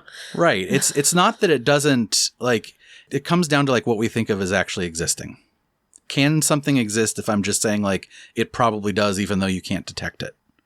I'm scared. That which is undetectable might as well not exist. Now, note I've changed my vocabulary slightly here. I've gone from like sensory input to observation to talking about detection. We have many more tools for interacting with the universe now than just our eyeballs, or even just our six senses. Experiments that probe the inner workings of atoms don't correspond to any of our built-in senses, and we have to do work to translate the results of those experiments into readouts on computer screens that our eyes can read in English. So, do experiments such as this debunk the idea that reality is unknowable? Do you think we've crossed that barrier? I don't know. I don't know either. Look, okay, I just want to okay. When I was a kid, one of the scariest thoughts that I could think of, I still don't know why, one of the scariest things I could imagine was a telephone ringing in an empty house. And I think... Especially when it's coming from inside the house. Especially when the calls come from inside the house. That was the second scariest thing. And I think it was kind of butting up against this idea of like, how can something be ringing if there's no one there to hear it? Who's doing the hearing then? What is hearing? And if there is nothing hearing, then what is the sound? What is going on? I think I felt like, ooh, ghosts, but in my brain, I think my brain was grappling with like some of what we're talking about right now with like better words. Yeah. And some of these I'm talking about like, quantum sort of level experiments of, observing the very tiny, and I use observe loosely here. But some of those feel like they are kind of doing what Neal Cassidy was trying to do and just get closer and closer to, quote unquote, this, what we will call Platonic ideal of the real. And that brings us to what this is called. The name for this ideal comes from one of its earliest philosophers, Plato. It's called Platonic realism. And it's the idea that there is like a really for real reality underneath the one we can perceive or detect. And all we are able to grasp of that reality is just the shadows, the metaphorical shadows it casts. Is that what the hell Plato's cave was talking about? Yes, this is Plato's cave. That's what Plato's cave is about. Plato's cave is about it's a metaphor for the fact that we all live in Plato's cave, baby. And all we can see is shadows, and we can only interpret the shadows and try to figure out what the objects are. So if you've ever heard of like the Platonic ideal of something, that's why it's called the Platonic ideal, is because it exists in this like immutable form that we can only like grasp at knowing. I'm sorry. I'm having Are you having a problem. Is your brain updating your knowledge of what Plato's cave means? Yes, because it's been memed to death, so you don't. It's been memed to death, and all the Plato's cave memes are hilarious. But the only time I've never had Plato's cave explained to me in any other scenario other than like English class and film class. And those are very different utilizations What's of film class? Like, Plato's what if you're cave. watching a movie in a cave? Yeah, which I would love to do. No, just the idea of like, I don't know. I'm not an English teacher. English class and film class are like pretty much the same thing. But thinking about it in a way that's more like about society versus about reality, or about like art versus about reality. And so to change it's an extensible I'm like, metaphor. Yeah, of course it's about reality, but it's just I need a second. No, I mean those are all valid interpretations, right? It's a powerful metaphor. I mean, it's why I think a lot of like QAnoners and people of that ilk also gravitate towards this metaphor, because there's a lot of feeling of like, oh, we are all living in Plato's cave because of like what the media is showing us. The media is showing us the shadows, and we need to get outside of the media, mainstream media. I think probably flat earthers like it too. We need to get outside of what the mainstream media is showing us and get to the reality, get to the truth. Yeah. Now, I kind of mentioned this already, but I'm not really a Platonic realist. I think that a quote-unquote real reality kind of just doesn't make sense. It feels like make-believe to me. Again, if something is undetectable, and when I say that, I include senses, but also experiments and direct observations. Like, if I can see this planet move, then that means that there's probably another thing next to it, or oh, we know dark matter exists because otherwise galaxies would fly apart. I count that as, well, that's true. That's how we knew it exists first. They would fling themselves apart. But I count all that when I say detectable, right? I don't just mean shit I can see in front of me. But if it's undetectable by any means, then it's not meaningful. And meaning is synonymous with reality to me. If I can posit a reality or a piece of it that's undetectable, what's the difference between that and positing the supernatural? What's the difference between me saying there's a heaven you can't detect, there's a magic you can't detect, or there's a layer of reality that exists beyond detection? Yeah, I guess when you think about it, like, if a tree falls in the forest, does it make a sound if there's no one around to hear it? Just because there's nobody around to hear it with their ears doesn't mean that there's not indirect methods of observation to understand if the tree fell, like if it made a sound. Like there's other ways to figure that out, like through inference or whatever. The metaphorical Neal Cassidy in that situation would be like, yeah, but if I push closer, maybe I could detect it this way. Or if I push closer, maybe I could hear it. Or if I push closer, maybe I could put a microscope on it. Or if I push closer, I could use an experiment that's designed to like indirectly observe subatomic particles or whatever. I mean, this is what Marconi was trying to do. He thought that he thought that sound waves like never disappeared. And so like you could go back and hear whatever forever. So like he would say, yes, it does make a sound because I think that we can observe it. Obviously he was wrong, but he was on that track. Right. So that's why it's like, even though it sounded like I was sort of contradicting myself in a weird way, and it's still a little bit mystical because like I don't know if there's a real reality anywhere anymore. What does that even mean though? Yeah. That's my position is like, what does real reality mean? It feels a little bit silly to say, but it's also like the position of a lot of philosophers and theosophers. We're here to discuss Theosophy, of course. What's so funny? Context. We always just have so much context. It's because we're always trying to come up with like some clever way to start them. Like, remember the dress? Yeah. Anyway, that's like Theosophy. Like many other systems of thought and spiritualism, Theosophy is heavily concerned with the quote-unquote true nature of reality, if such a thing exists, which your mileage may vary. But the Theosophy motto is as follows. There is no religion higher than the truth. So they are truth seekers. And that certainly was evident, I think, from the class we went to and the Zoom discussions that we participated in. Yeah. Now, if you're wondering, okay, I know their motto, there's no religion higher than the truth. And I also know they're concerned with like metaphysics, nature of reality, and epistemology, the knowability of reality. I kind of know what they're about, but what are they? Are they a club? What is it? Religion? A cult? Just weird?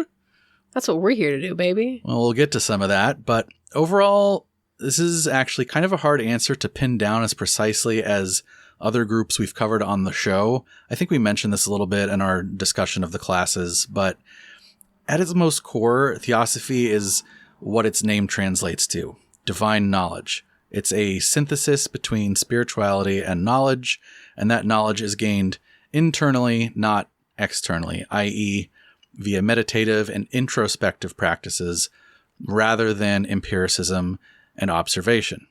Theosophy as like, whether it's a group or what though, is hard to pin down. As I've been doing the research for this episode, I've sort of thought of it like halfway between something with well-defined borders, like let's say like Scientology, and then something that's more like diffuse and difficult to define, like empty spaces. It's kind of like halfway between that. Like, it's not really a group, certainly not a single group, but there are theosophical groups.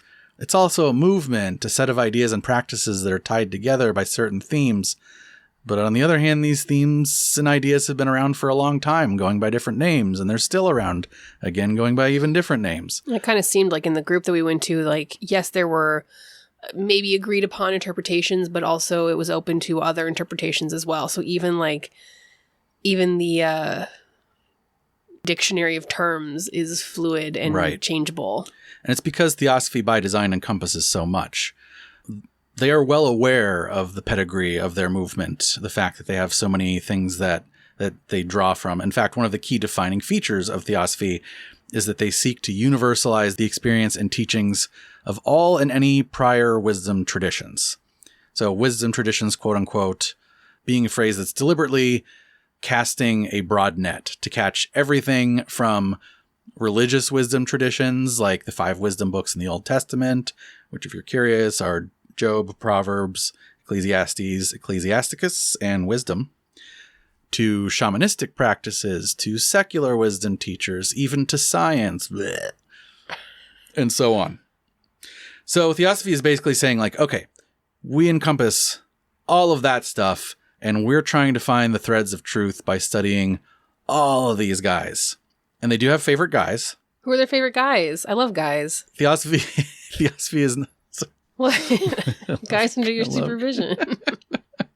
Theosophy is not really like a wisdom primary source. They're like a wisdom tradition aggregator. They're like a podcast for spiritualism, basically. Cool. But again, they do have favorite sources. So Plato, as we discussed, is one of them. Why is everybody so into Plato? Why do we like kind of explain that? Just because of the cave? Did he do anything besides cave? No, he did a lot of stuff. Yeah, I mean, he taught. He had political ideas that he wrote about. He had all sorts of philosophy that you wrote about. And I think that they're interested in all of it, but they're particularly interested in the cave. So they're interested in Buddhism. They're interested in Hinduism. They have a healthy serving of Kabbalism and Hermeticism with a fresh hot cup of Gnosticism to wash it all down. And all of those things are my favorite things. All of those things are, you know how like Oprah has her favorite things? Uh-huh. These would be my favorite things. Is that like if you had to sing the favorite things song? Yeah. You'd be like, and Gnosticism. Kabbalah, trees of life, and Hermetic traditions. I wonder if they're into Festivus. I'm sure if it got you closer to the truth, they'd be into it. Actually, I guess they're into everything. Now, we've talked a lot about how much we liked the classes we took, and I personally am always down for good philosophical discussion. I liked the classes, but I do have to say that this universalizing idea of theirs is one of the things that I do want to call out is like, it just personally rubs me the wrong way. You and I were kind of talking about this the other day off podcast, but right. Like there's something, God, I wish I had like a good word for it, but there's something that just bothers me about, like, I don't have any problem with trying to parse the widest variety of sources. I think that's fine. I think it's more that there's this sort of notion, and maybe not from the lodge we went to, and maybe not from Theosophists today, but we'll get into it a little bit from like some of the early Theosophists. There's this notion that it's like above everything. Mm. There's this notion that it's like, it's deeper than the deepest truths. It's like, you know, this idea that it encompasses everything just feels arrogant to me. Yeah, I think it's one thing if you're saying like, we study everything so that we can like get the closest to it versus our approach is the best approach. Like those are two slightly different. You don't have to say like our approach is the best approach to be like we study everything. It doesn't have to be. And I do agree with you that like I didn't get the sense from the classes that we went to that this was like looking down on any other methodologies for, you know, quote unquote finding the truth, like other religions and things like that. Because, you know, we talked to like people that were attending the class that were like, oh, I got to this through these other, like I got to this through like studying Joseph Campbell, or I got to this through studying like Christian mysticism. And now I'm here. This is like, this means the most to me, not this is more important than those other things. Just this one has mean the most to me. And I feel like that's fine. Yeah. I don't necessarily think that, and you know more than I do, but I don't necessarily think that like the original leaders of these groups had that mentality. I think there was maybe a little more of this like arrogance that you're talking about. It's a bit different. Yeah, the for sure, which we'll get to that. I think, yeah, like the students that we met felt like Theosophy was a step on their journey, and it didn't feel like it was like, well, if you go off the Theosophy path, you're just missing out. Right. And I don't even know if like the notion is that it's the best. It's more of it's like the notion of like everything is right, but everything we're the most is part right. of us. Yeah. Yeah. Right. Like everything's not part of you. You're part of reality. Like in fact, in like this weird sort of like meta way, it feels like Theosophy is, at least from some of its earliest, you know, founders, has this idea that it's like separate from reality, and in this Platonic sense, like the philosophy itself, the movement itself is like the Platonic real thing that we're like that all the world's religions are just sort of grasping at. And I think that's kind of like why I take issue with it, is because I'm like, I don't think that exists. Sure. I think that Theosophy is part of the discourse, part of everything else. And in fact, so just as an example of this, Theosophists insist that they are not a religion. And I think, again, this is not talking about the class we went to or the people we've been interacting with. I think that they're much more chill than this. But the early Theosophists insisted that they were not a religion, although one of its founders, its most important founder, H.P. Blavatsky, who we mentioned earlier, did refer to it as the modern transmission of the, quote, once universal religion that she said existed deep into the human past. So, like, it's not a religion, except it is, but it's like a revival of an ancient proto-religion, I guess. This idea that there was, like, one true ancient religion, and then we, like, lost our way and split up into all these, like, kind of false religions that are just, like, you know, a shadow of their former selves. And then here we come along in the 1800s, and I'm like, you guys, I don't I'm going to aggregate everything that I learned through all these other religions and say that this stuff that I've come up with, which a lot of it is probably like, you know, lifted or plagiarized, this is the true religion that was like before all these other guys. Which is like, it's not before all these other guys. It's you're an amalgamation of all these other guys. And it's cool if you get to like one unified thing, but I get what you're saying. I think that's what you're saying right now is ultimately my issue with it. Generally, those early members were like really averse to calling it a religion. And members themselves are adherents to like all sorts of other religions. Like you can be like Jewish or Christian or Buddhist or even an atheist and be a member of Theosophy. And that's certainly true today. But in terms of like, well, what is Theosophy? They really didn't like it being called a religion. However, religious scholars seem to be mostly universally in agreement of calling it a religion or a religious movement or a new religious movement. I wanted to mention this adjacent to the discussion about the universalizing nature of it because it kind of feels like the same impulse to me, the same impulse to be above the religious fray, to be deeper than anyone else's deep truth. I kind of felt like the whole, like, we're not a religion thing was illustrative of that. Let's talk now a little bit about where Theosophy comes from. And I do mean a little bit. Once again, you're not going to tell us the like ancient or the one true unifying religion that like that encompasses everything pre-early man had that we don't have access to anymore. You're not going to tell us about that. Yeah, that's the thing. Like we could spill so much pixel ink covering the influences on Theosophy because it's sort of by its very nature is like wants to study everything. So which is cool, which I get. Like, but I will say that since we've gone to these classes and I've started looking into this stuff on my own, it's like, oh yeah, I would like to learn more about this stuff. Anytime I like crack open a book or start reading about a concept, it just feels like, oh, I need to read another thing so that I have context for this. And then I go to read that and it's like, oh, I need to read another thing so that I have context for this. Like it feels like turtles all the way down. Yeah, it's like a Wikipedia binge. Yeah, I where don't you're like, know. ooh, click on that link. Ooh, click on that link. But it's like, I need to click on that link so that I can understand. Like I cracked into an Aleister Crowley book and I was like, I can't parse this. And then I Googled it and I read like... Well, he was on drugs. But this particular book, the internet's consensus was like, oh yeah, if you don't have an understanding of like the Hermetic Kabbalah tree of life and like maybe some gematria, it's like this is going to be useless to you. And I'm like, okay, I thought that I was going back to the source. I thought I was going back to like, okay, Aleister Crowley, that's like very like that's classic, OG, right? Like, yeah. And nope, you need a lot more stuff before that. So now I'm on a quest to understand the tree of life. That's my next goal. I certainly think that the Theosophy students we met kind of already gave me that sense, because a lot of what they were talking about, especially the guy that was sort of like in charge of the meeting, he definitely gave the impression of like, you know, we're trying to uncover these ancient wisdoms and to get there takes a lot of work. Right. And you have to like peel back the layers. And at the time I was kind of like, I don't really know what you're talking about, man, but like cool, sounds fun. But as you started doing that a little more, just like on your own, I think that might have been what he was talking about, which is like, okay, I want to understand this thing, but if I don't understand this other thing, then I can't understand that. But to understand that thing, I have to understand blah, blah, blah. So there's like this chain of things. Yeah, I learned that the tree of life. So when we say the tree of life, we're talking about the symbol that you've all seen before, where it's like 10 nodes kind of on like a map. It's like geometric looking. Yeah. You might not have seen it actually. You've probably seen it somewhere. It's a mysticism thing. You've seen it if you've seen it Evangelion. It's I thought that its origins were in Jewish Kabbalah, which is the origins for like Western esoteric Kabbalah, Christian Kabbalah, and Hermetic Kabbalah.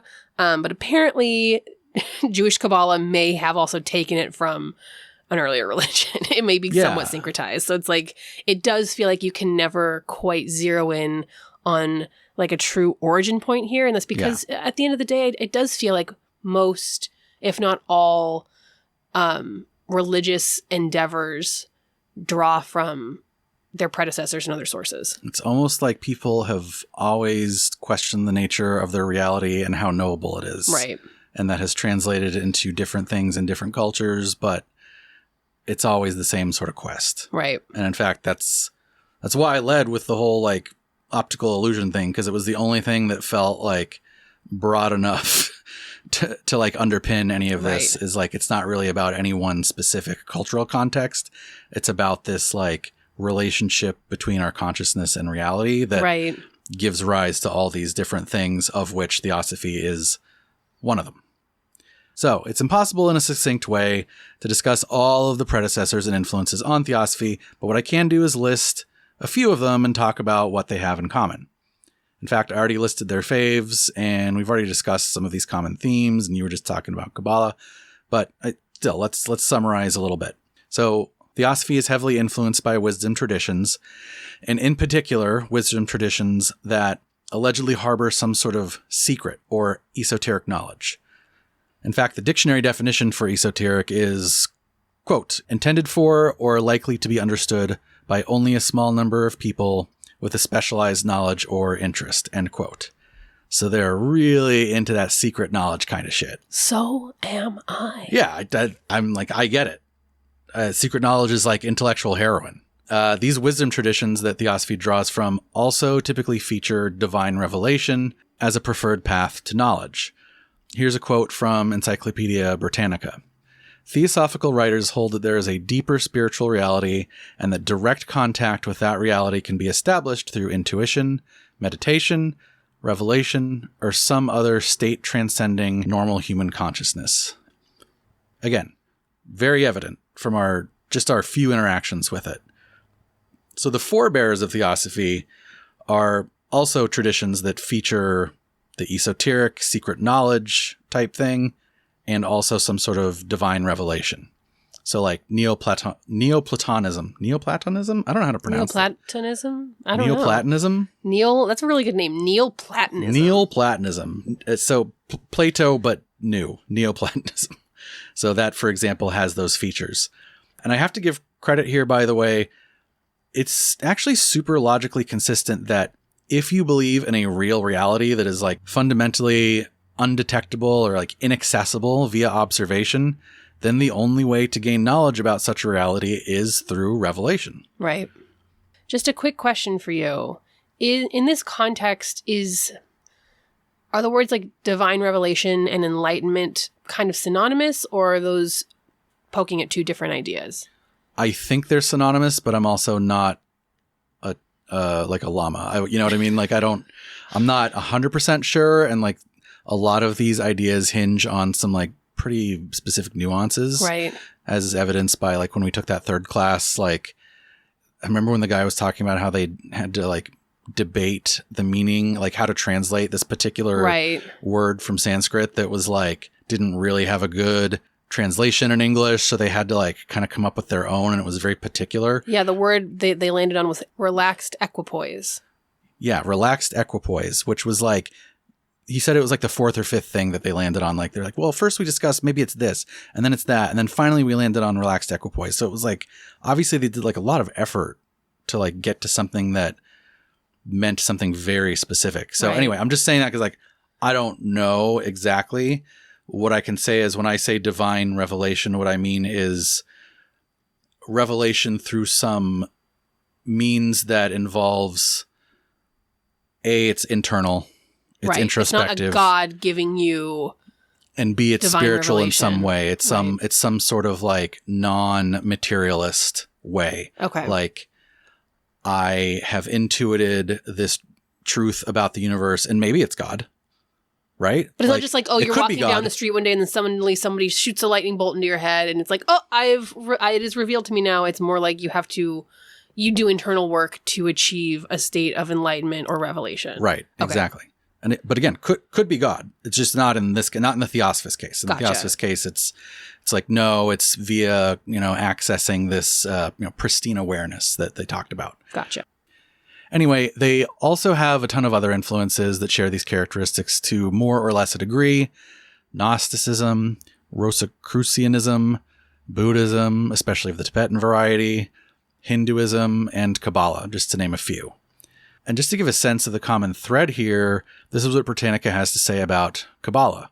Quote, esoteric Kabbalah is also tradition in as much as it lays claim to secret knowledge of the unwritten Torah, divine revelation, that was communicated by God to Moses and Adam, end quote.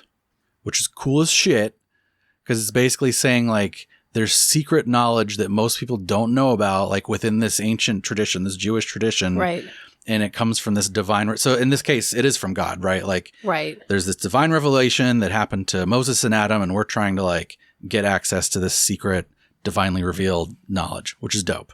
Can I tell you a side story? Can you tell our audience a side story? Tell whoever's listening. So this is divine revelation to the audience. Divinely you revealing. Are channeling. Yes. There is a Jewish Kabbalah center not too far from here, like kind of maybe 20 minutes away in a predominantly Jewish neighborhood. And it is apparently like, I read articles about it, likening it to, in the amount of like money and pizzazz involved, likening it to like mega churches or Scientology. No way. Apparently and I plan for you and I to like go to the Kabbalah Center just like personally because we gotta go.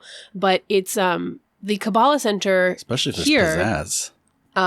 Many celebrities have been involved. Like Madonna was famously celebrities are involved. into Kabbalah. Demi Moore was into it. Like many famous celebrities have been involved with the Kabbalah Center. Okay. So therefore it has a shit ton of money. And rather than kind of having the atmosphere of like the Theosophy Lodge that you and I went to, where it was like old and like old. Shaft of light coming through the window and illuminating the dust in the room. It wasn't trying to be flashy or grab you with like, ooh, there's a lot of money. This is clean. This is pristine.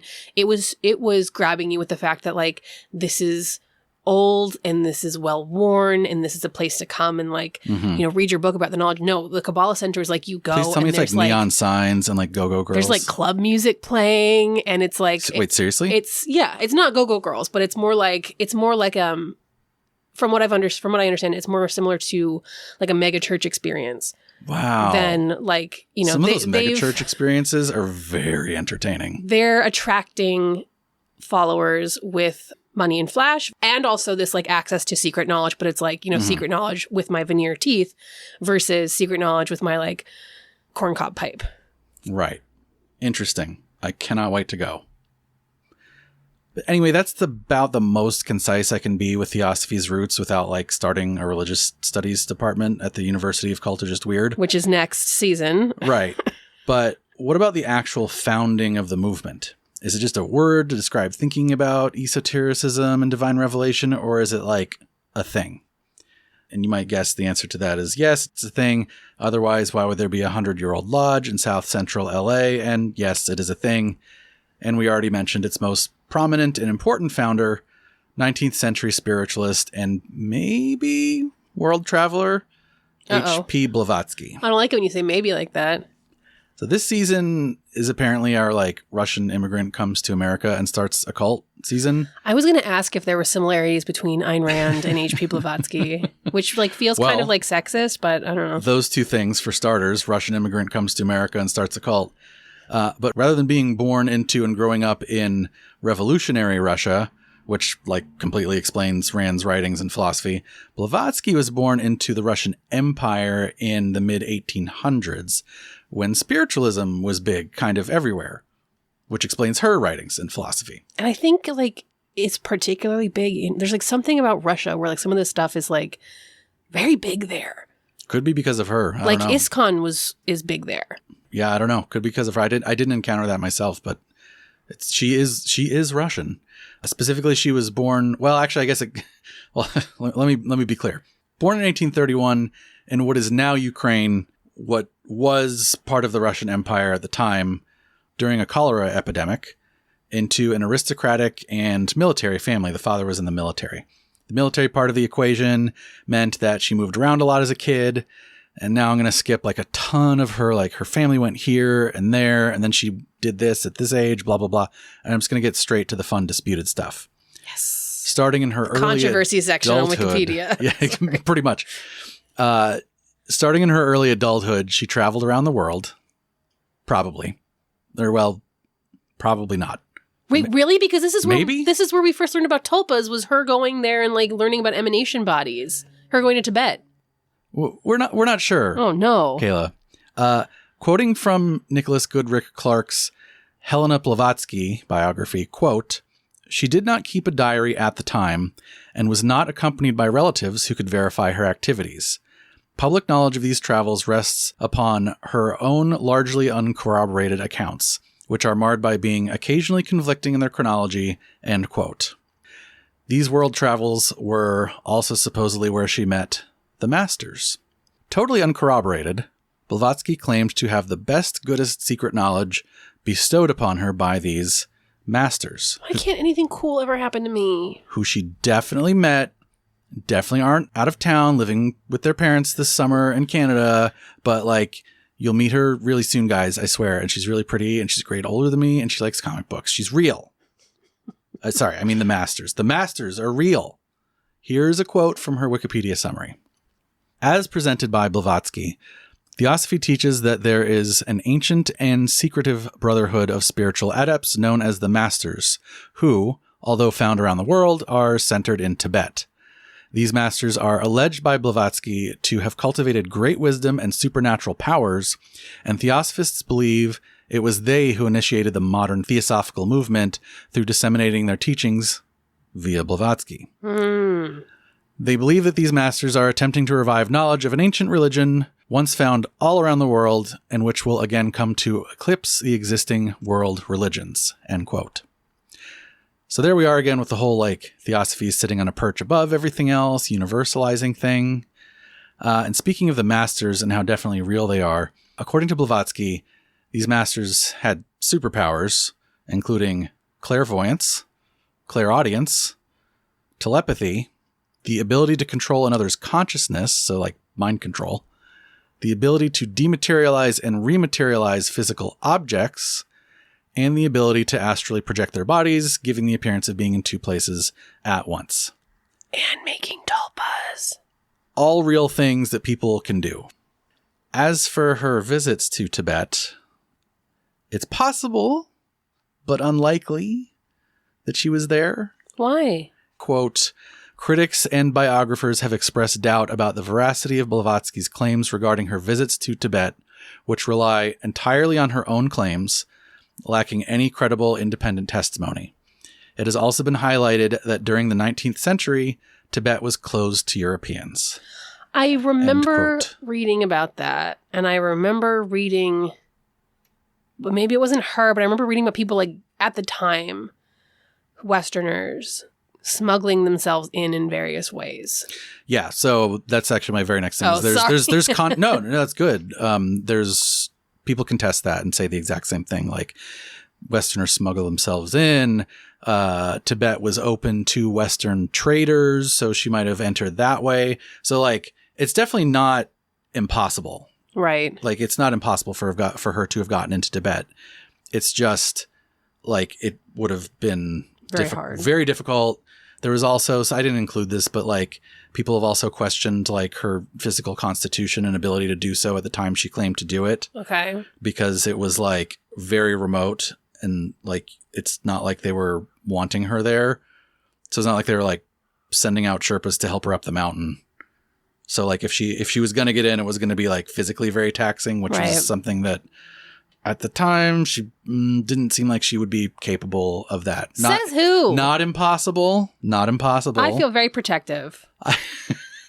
But there's a lot of reasons to doubt this. I don't like that doubt, and without corroborating evidence. That's a better doubt. I don't like the doubt of like, I don't think she could have done it because she didn't look like she could have done it. It's not as good of a doubt, but I think it's worthy of mentioning. Anyway, back to the Masters. These guys, aside from the secret ones that Blavatsky claimed she was in contact with, they were like the usual suspects from history, right? It's like, oh, well, Jesus was one, Buddha was one, Confucius was one, These Plato, aren't guys she met. You're just saying these guys were all masters. These guys were all masters of the past. Okay. Past masters. Pastors. But she did say that she met the ones of today.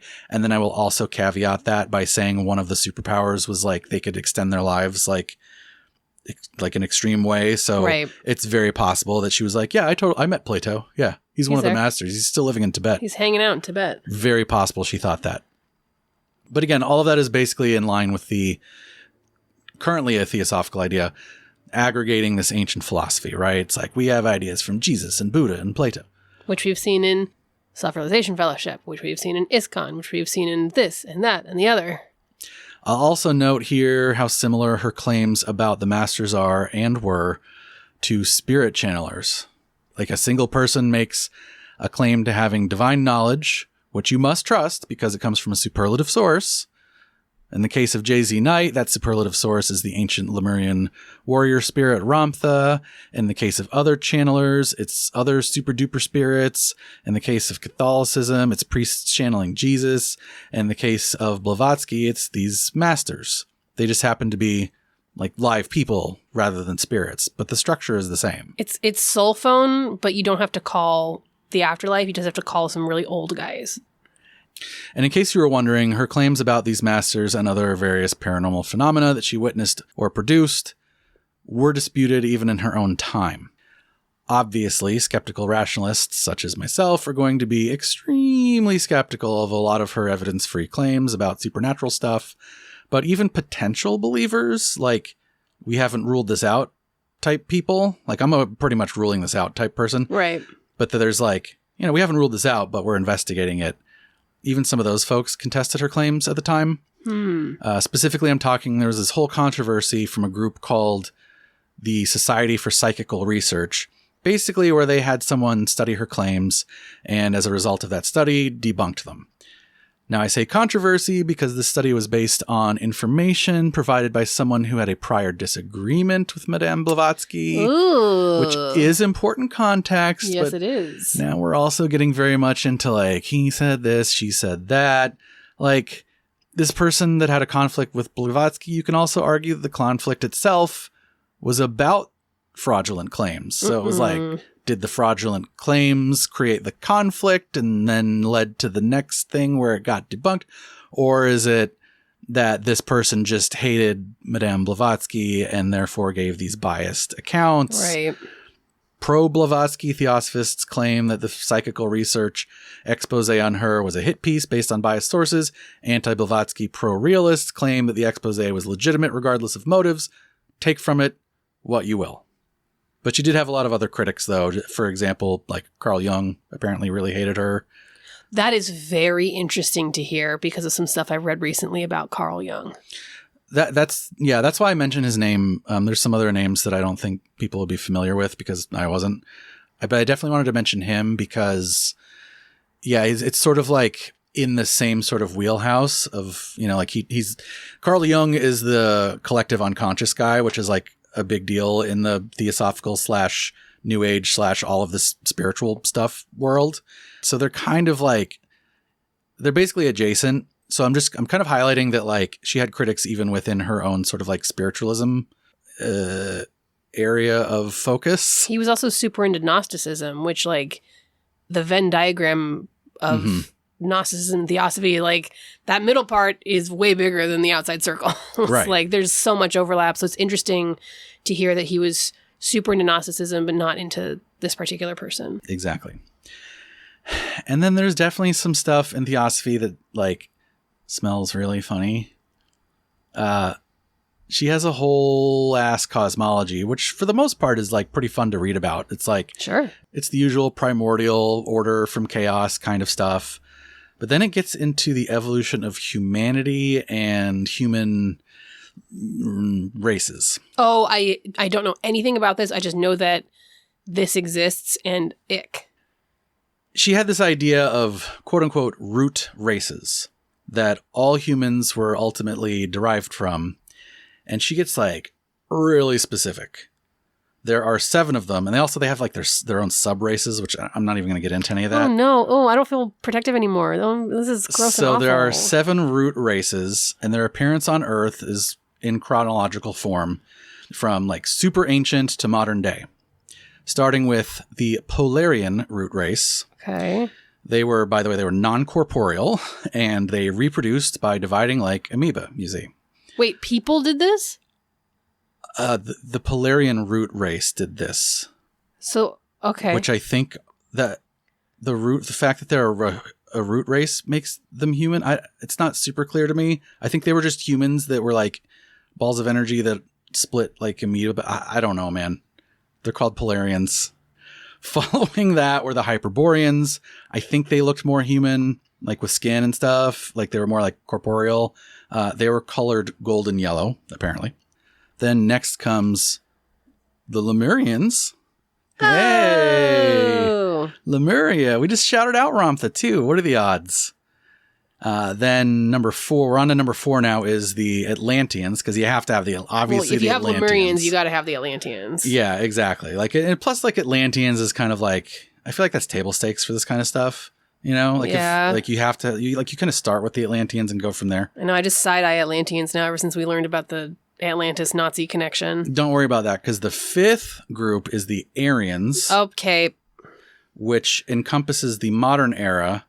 And I think all of known history. Now, again, this is 1800s. Okay, so this is pre-Aryans becoming like a big thing in the Second World War with Nazi Germany. But this is some of the fertile ground, maybe where that comes from. Yeah, did this I haven't stuff done a lot of like inspire research into that sort of connection. At some point I want to, but it's like I've poked into it before, and it's the same kind of thing where it's like one link leads to another link leads to another link, and it's like I'm not sure if Aryans as a like cultural group of people ever existed. There's like Aryans thought to have lived in the Caucasus Mountains, right? Yeah, in like more of like the Indian subcontinent region, or like maybe the Caucasus Mountains, or maybe Germany, or maybe they moved from one place to the other. All I'm saying is I don't know that much about it. All I know is that the Aryans for her were the 5th root race, of which our current manifestation of humans belong to that. Okay. Then there's the 6th root race, which there doesn't seem to be a name for these guys. They're just guys? They're coming in the future. Oh. And I can't possibly summarize this, so here's what C.W. Leadbeater, another theosophist, this is one of the Theosophy schism guys. I want to make that clear. Like, this particular thing that I'm about to read is from him. So it's not from Blavatsky. Not from Blavatsky. It's from somebody who schismed off of Blavatsky. It's from someone who schismed off and wrote his own stuff about the 7 root races. Okay. Here's what he has to say. I don't think this is going to be good. According to C.W. Leadbeater, a colony will be established in Baja California. Okay. By the Theosophical Society under the guidance of the Masters of the Ancient Wisdom in the 28th century for the intensive, selective, eugenic breeding of the 6th root race. Sounds like your Antia stuff. Uh-oh. The Master Moria will physically incarnate in order to be the Manu or progenitor of this new root race. By that time, the world will be powered by nuclear power, and there will be a single world government led by a person who will be the reincarnation of Julius Caesar. This is a mishmash. That's why I couldn't summarize it. Tens of thousands of years in the future, a new continent will arise in the Pacific Ocean that will be the future home of the 6th root race. California west of the San Andreas Fault will break off from the mainland of North America and become the island of California off the eastern coast of the new continent. I don't know why that last part is relevant, end quote. Because he just really likes California. I've got to say, I don't think any of that's going to happen. Probably not. I just don't. You don't think Julius Caesar is going to reincarnate and then like eugenically progeny the nuclear-powered master race? I don't think it's good, and I think that people need to... Drugs, Kayla. I think people need to just step away from the eugenics. Yeah, just step away from the eugenics. Go home, sir. You're eugenics. Like, it just always comes up, and it's like, what are you doing, Urantia? What are you doing, Celestial Seasonings? What are you doing, Theosophists? To be fair, this is when eugenics was like kind of popular everywhere. Right. This was early 20th century, so like, unfortunately, everybody was like, yay, eugenics is cool at that time. It's kind of like when we went and saw that like spirit photography exhibit or spirit photography presentation. The guy was like, technology influences like the beliefs of that time or the evidence of that time. And it's like kind of, the society influences the weird ass beliefs of the time. Your spirituality is still going to be shaped by your societal shit. I mean, we said that with Blavatsky and with Ayn Rand too, right? It's like their beliefs are shaped by their experiences. Anyway, then that 6th root race will eventually produce the 7th root race, which is the final one Wait, so this is so the Julius Caesar group is going to eugenics and their own race, and they're going to make a new one? Yes. Well, okay. So I think Julius Caesar is actually like one of the last like Aryan folks before the sixth root race comes into being. It's not super clear because all this stuff is made up, but there's the sixth root race who we don't have a name for, or maybe they did and I just couldn't find it. And then they will question mark, give rise to the seventh and final root race. Okay. Which will be they'll be sexless spirit beings of pure energy. Cool. And then I assume they go on to become antagonists on an episode of Star Trek or something. Kayla, your thoughts on root races? Get them out of here. I think that spiritual leaders and thinkers betray their bigoted thoughts through their cosmology. And it's a real bummer. Yeah, I think once you get into once you start trying to apply any of this crap to to humans, to sociology, it's kind of like trying to apply it to quantum mechanics and other sciences. Like when you try to apply it to sociology as a science, this is what you get. When you try to apply it to quantum mechanics, you get quantum flapdoodle. When you try to apply it to anthropology, you get this really racist shit. Yeah. Well, yeah. And if you're living in Victorian times and you have eugenicist beliefs, and then you're going to be like, ooh, here's my cosmology. And then it's just going to reflect the crappy bigoted eugenics of your time. That doesn't seem enlightened to me. That doesn't seem, if I were to say what pieces of wisdom were actually divinely revealed to H.P. Blavatsky, I would not consider this to be part of it. This does not seem like divine enlightenment at all. This seems very low vibration. It does. You're here first, guys. Culture Just Weird's calling it low vibration. It's funny that you mentioned these leaders kind of doing a disservice to their own movements, because that's my very next note here is Blavatsky and certainly Leadbeater don't speak for all Theosophists even back then. I don't get the sense today that this is important to the body of belief and knowledge in modern day Theosophy. I don't either, but then again, I don't know, there are people in the class we took where they're really into UFOs. So who knows? They could be yeah, Lemuria and Atlantis. Yeah.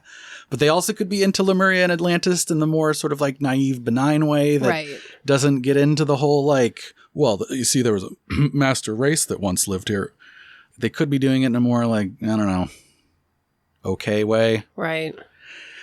So we're talking about some of these other leaders, other founders of Theosophy, and we specifically talked about here H.C. Leadbeater, the schism guy. And important to mention that, the reason he schismed was because he was extremely controversial. Mm-hmm. They didn't really cared for the whole eugenics thing and larger Theosophy. He was also accused of some sorry, this makes an appearance in every episode now, but sexual abuse of minors. God damn. So all that stuff got him expelled from mainstream Theosophy. Well, so that's good. Good on them for that. But Theosophy has a surprisingly large number of schisms, considering that it's anti-dogmatic and doesn't really have membership requirements, and it kind of says it encompasses everything. Right. So there's another excerpt that I have to take from one of the many encyclopedias that I read that I really love because of how deliciously chaotic it is. Oh God, okay. And how much it illustrates the problems inherent with I'm in contact with the secret infallible guy. Problems that are so inherent that they even present problems within the group that believes in that kind of stuff. Right. So to appreciate this expert, though, I got to list out a few people first. And again, this is the really quick and dirty version. Each of these people are more than historical footnotes in their own right. But in 2023 in Culture Just Weird, they just get a bullet point, I guess. All right. First, Henry Alcott.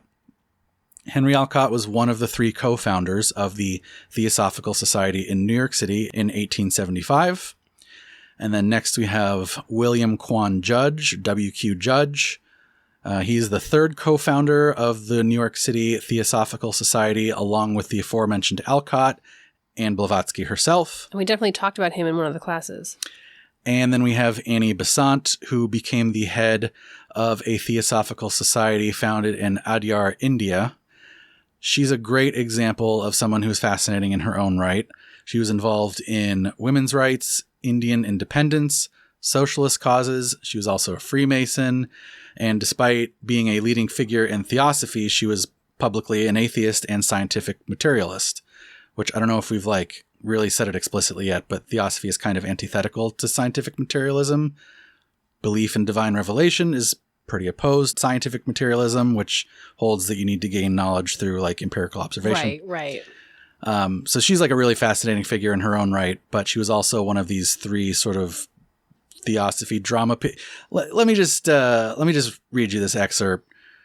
So again, co-founders Henry Alcott, W.Q. Judge, and movement leader Annie Besant. Quote, during her lifetime, Blavatsky had suggested to many different people that they would be her successor. Three of the most prominent... So if you're wondering why there's schisms, that's why. Three of the most prominent candidates, Alcott, Judge, and Besant, all met in London shortly after her death to discuss the situation.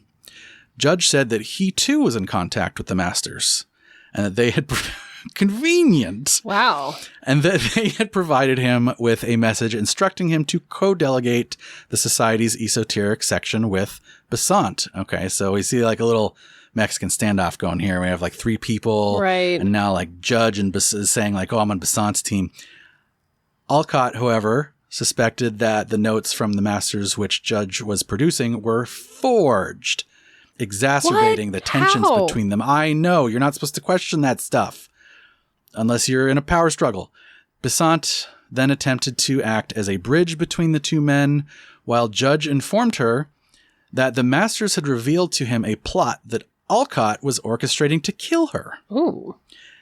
In 1893, Besant came down on Alcott's side, actually, in the argument, and backed the internal proceedings that Alcott raised against Judge. So again, Judge was saying, oh, the masters told me that Alcott is scheming to kill you. Right. And then she was like, I'm not so sure about that. I'm going to side with the other guy. A two-stage inquiry took place, which concluded that because the society took no official stance on whether the masters existed or not, which is true, Judge could not be considered guilty of forgery and would be allowed to retain his position. Okay. Judge then announced that the masters had informed him that he should take sole control of the esoteric section, deposing Besant, which she rejected. Amid calls from Alcott that Judge should stand down, in April 1895, the American section voted to secede from the main society. End quote. And there's more to that, but I just the whole triumvirate there. Right. It's like Caesar, Mark Antony, and third guy. Who's the third guy? I don't know. I don't know. The knife. It was the knife. I can't even say you really should just have a very clear lineage of succession if you're one of these Blavatskys, if you're one of these leaders, but Srila Prabhupada did that and didn't fix it. He was we're gonna, before I die, I'm gonna set up all these systems and it's gonna be a whole system so that there's no questions and problems here. And then instead it seemed like he just kind of empowered 11 of these guys. Well, he didn't really get schismed, though. He just he did. Yes, he did. Yeah, you're the right. new Vrindavan guy was I am the guy in soul. West Virginia. Yeah. I don't know. Either way, Logan Roy could have benefited from learning from these examples, I'm sure. One of these schisms, though, occurred right here in Los Angeles. Oh? And in fact, is the group that you and I participated in. Okay, wait. So the group that we went to is schismed off from Blavatsky? Schismed off from the main group. Oh, yes. Goodness. From Blavatsky's group. That would be the United Lodge of Theosophists, founded here in LA in 1909. Ooh. And they are somewhat centered around that W.Q. Judge character from the previous schism story. So that's probably why he came up in the readings that we did. He did. And don't forget, he was the guy that was I'm totally in contact with the masters, you guys, now that Blavatsky's gone. Wait, so do we go to a good place or a bad place? I liked it. I don't care. I liked good, it. I think, but I don't know. We said this at the time. There's a lot of BS here. I'm sorry. Here are their main tenets that set them apart from other theosophical movement pieces, whatever you want to call them. First of all, recognition of W.Q. Judge as H.P. Blavatsky's colleague and co-worker from the beginning, and hence one of the original founders of the Theosophical movement. Okay. 2, exclusive adherence to the unaltered works of H.P. Blavatsky and W.Q. Judge, along with only those other works that are philosophically in consonance with the aforementioned. So there's some, like, I don't know what that means. That's schism control. That's like, these are the true works. We have schismed off and you cannot schism again. And none of the other schisms are the right works. Only our schism plus Blavatsky are the correct works. All right. Which, considering the other schism with the eugenics thing, not a bad idea. Yeah. 3, rejection of any other quote-unquote authorities in the form of quote-unquote leaders or teachers, and reference to all of its associates as students with emphasis on self-reliance. So, again, schism control, none of these other leaders are valid. And then referring to ourselves as students, which I got that. They all said they were students. Yeah. Yes. At the place we went. Schism control we'll have to keep that one for later. Yeah, we'll put that on a t-shirt too. But I like the student thing. Yeah. Number 4, absence of organizational elements such as constitution, bylaws, or officers, and complete reliance on the similarity of aim, purpose, and teaching as the only basis of unity. Oh man, that's like both so good and so bad, because I have been a part of so many groups that were like just rendered impotent because of the over-reliance on like ground constitutions and bylaws and those kinds of things. Yeah. And so it makes me go like, well, fuck that. Everything should just be like anarchist and we all just like decide. And you know, there's problems there too. Well, these guys are that. These guys are the anarchists. I'm more on that side these days. I think that it kind of depends on the situation too. And I think that if your situation is like, we're a bunch of people trying to like become enlightened via the truth, that seems much more amenable to me than something else. Like that seems very amenable to the like chaotic ground up, like self-reliance sort of thing. The problem then becomes though, you don't have protocol for like dealing with bad actors. So it's like if somebody is an abuser or if somebody is trying to like gain power or if somebody is trying to take the group in a bad way. But there's no power to gain, right? Like there's no leadership. Find power to gain. Sure. But like, and then it also gives you plausible deniability. Like if somebody like turns out to be an abuser in, you know, the Chicago Theosophical Society, then, you know, the LA branch can just be like, well, we all do our own thing. So we have nothing to do with that. Yeah. I'm more on the side of this than the bylaws. Yeah, and then it also allows you to go like, well, I don't know about some of that stuff Blavatsky said. Right. Anyway, number 5, anonymity of living persons who write on behalf of ULT, United Lodge of Theosophists, to protect against exaltation of personalities. I am so into this. And self-advertising. Oh boy, that is a good one. I like that one. That is a very good one. You can kind of tell from these tenets of theirs, like kind of like what they're trying to fix about what happens. I know. I'm super into this. All right. Now, we've talked in the show about this already, but it really bears mentioning again. Theosophy has been hugely influential, huge, Y-O-O-G, in the spiritualist movement in the 20th century. And it essentially gave birth to the modern New Age movement, which itself now has many of its own children.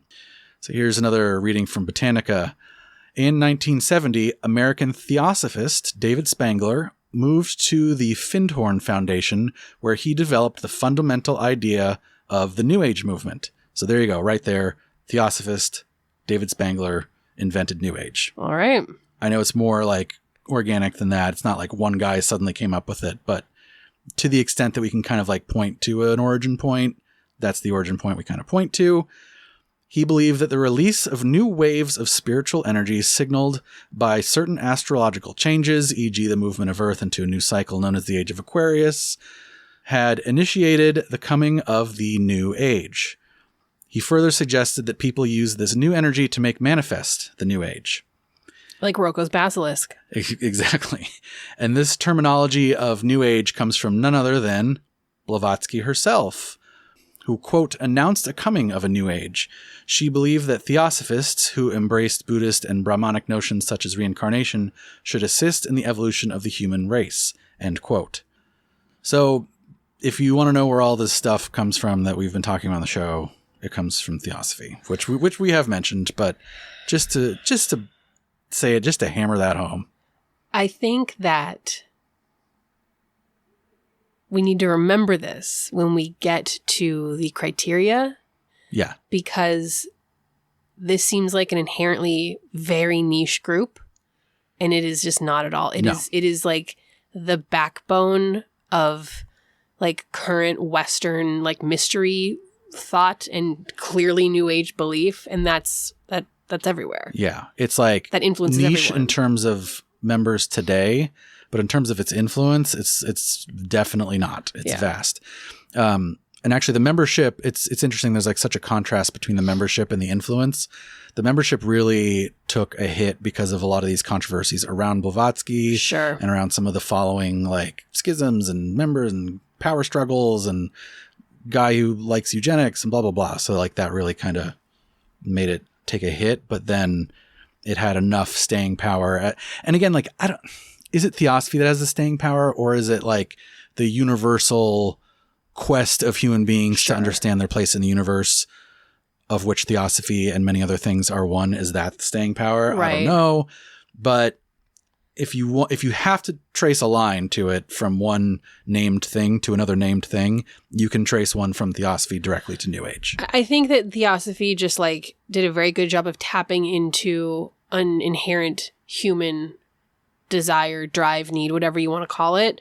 And like whatever metaphors they drummed up to describe our human experience of like knowing that we are in reality and there is a reality beyond the senses, they were able to put a map on it that you and I and people were able to like cling on to and go like, this makes sense. This makes more sense than the panic I feel in my soul over the 15 seconds of delay you have. Yes.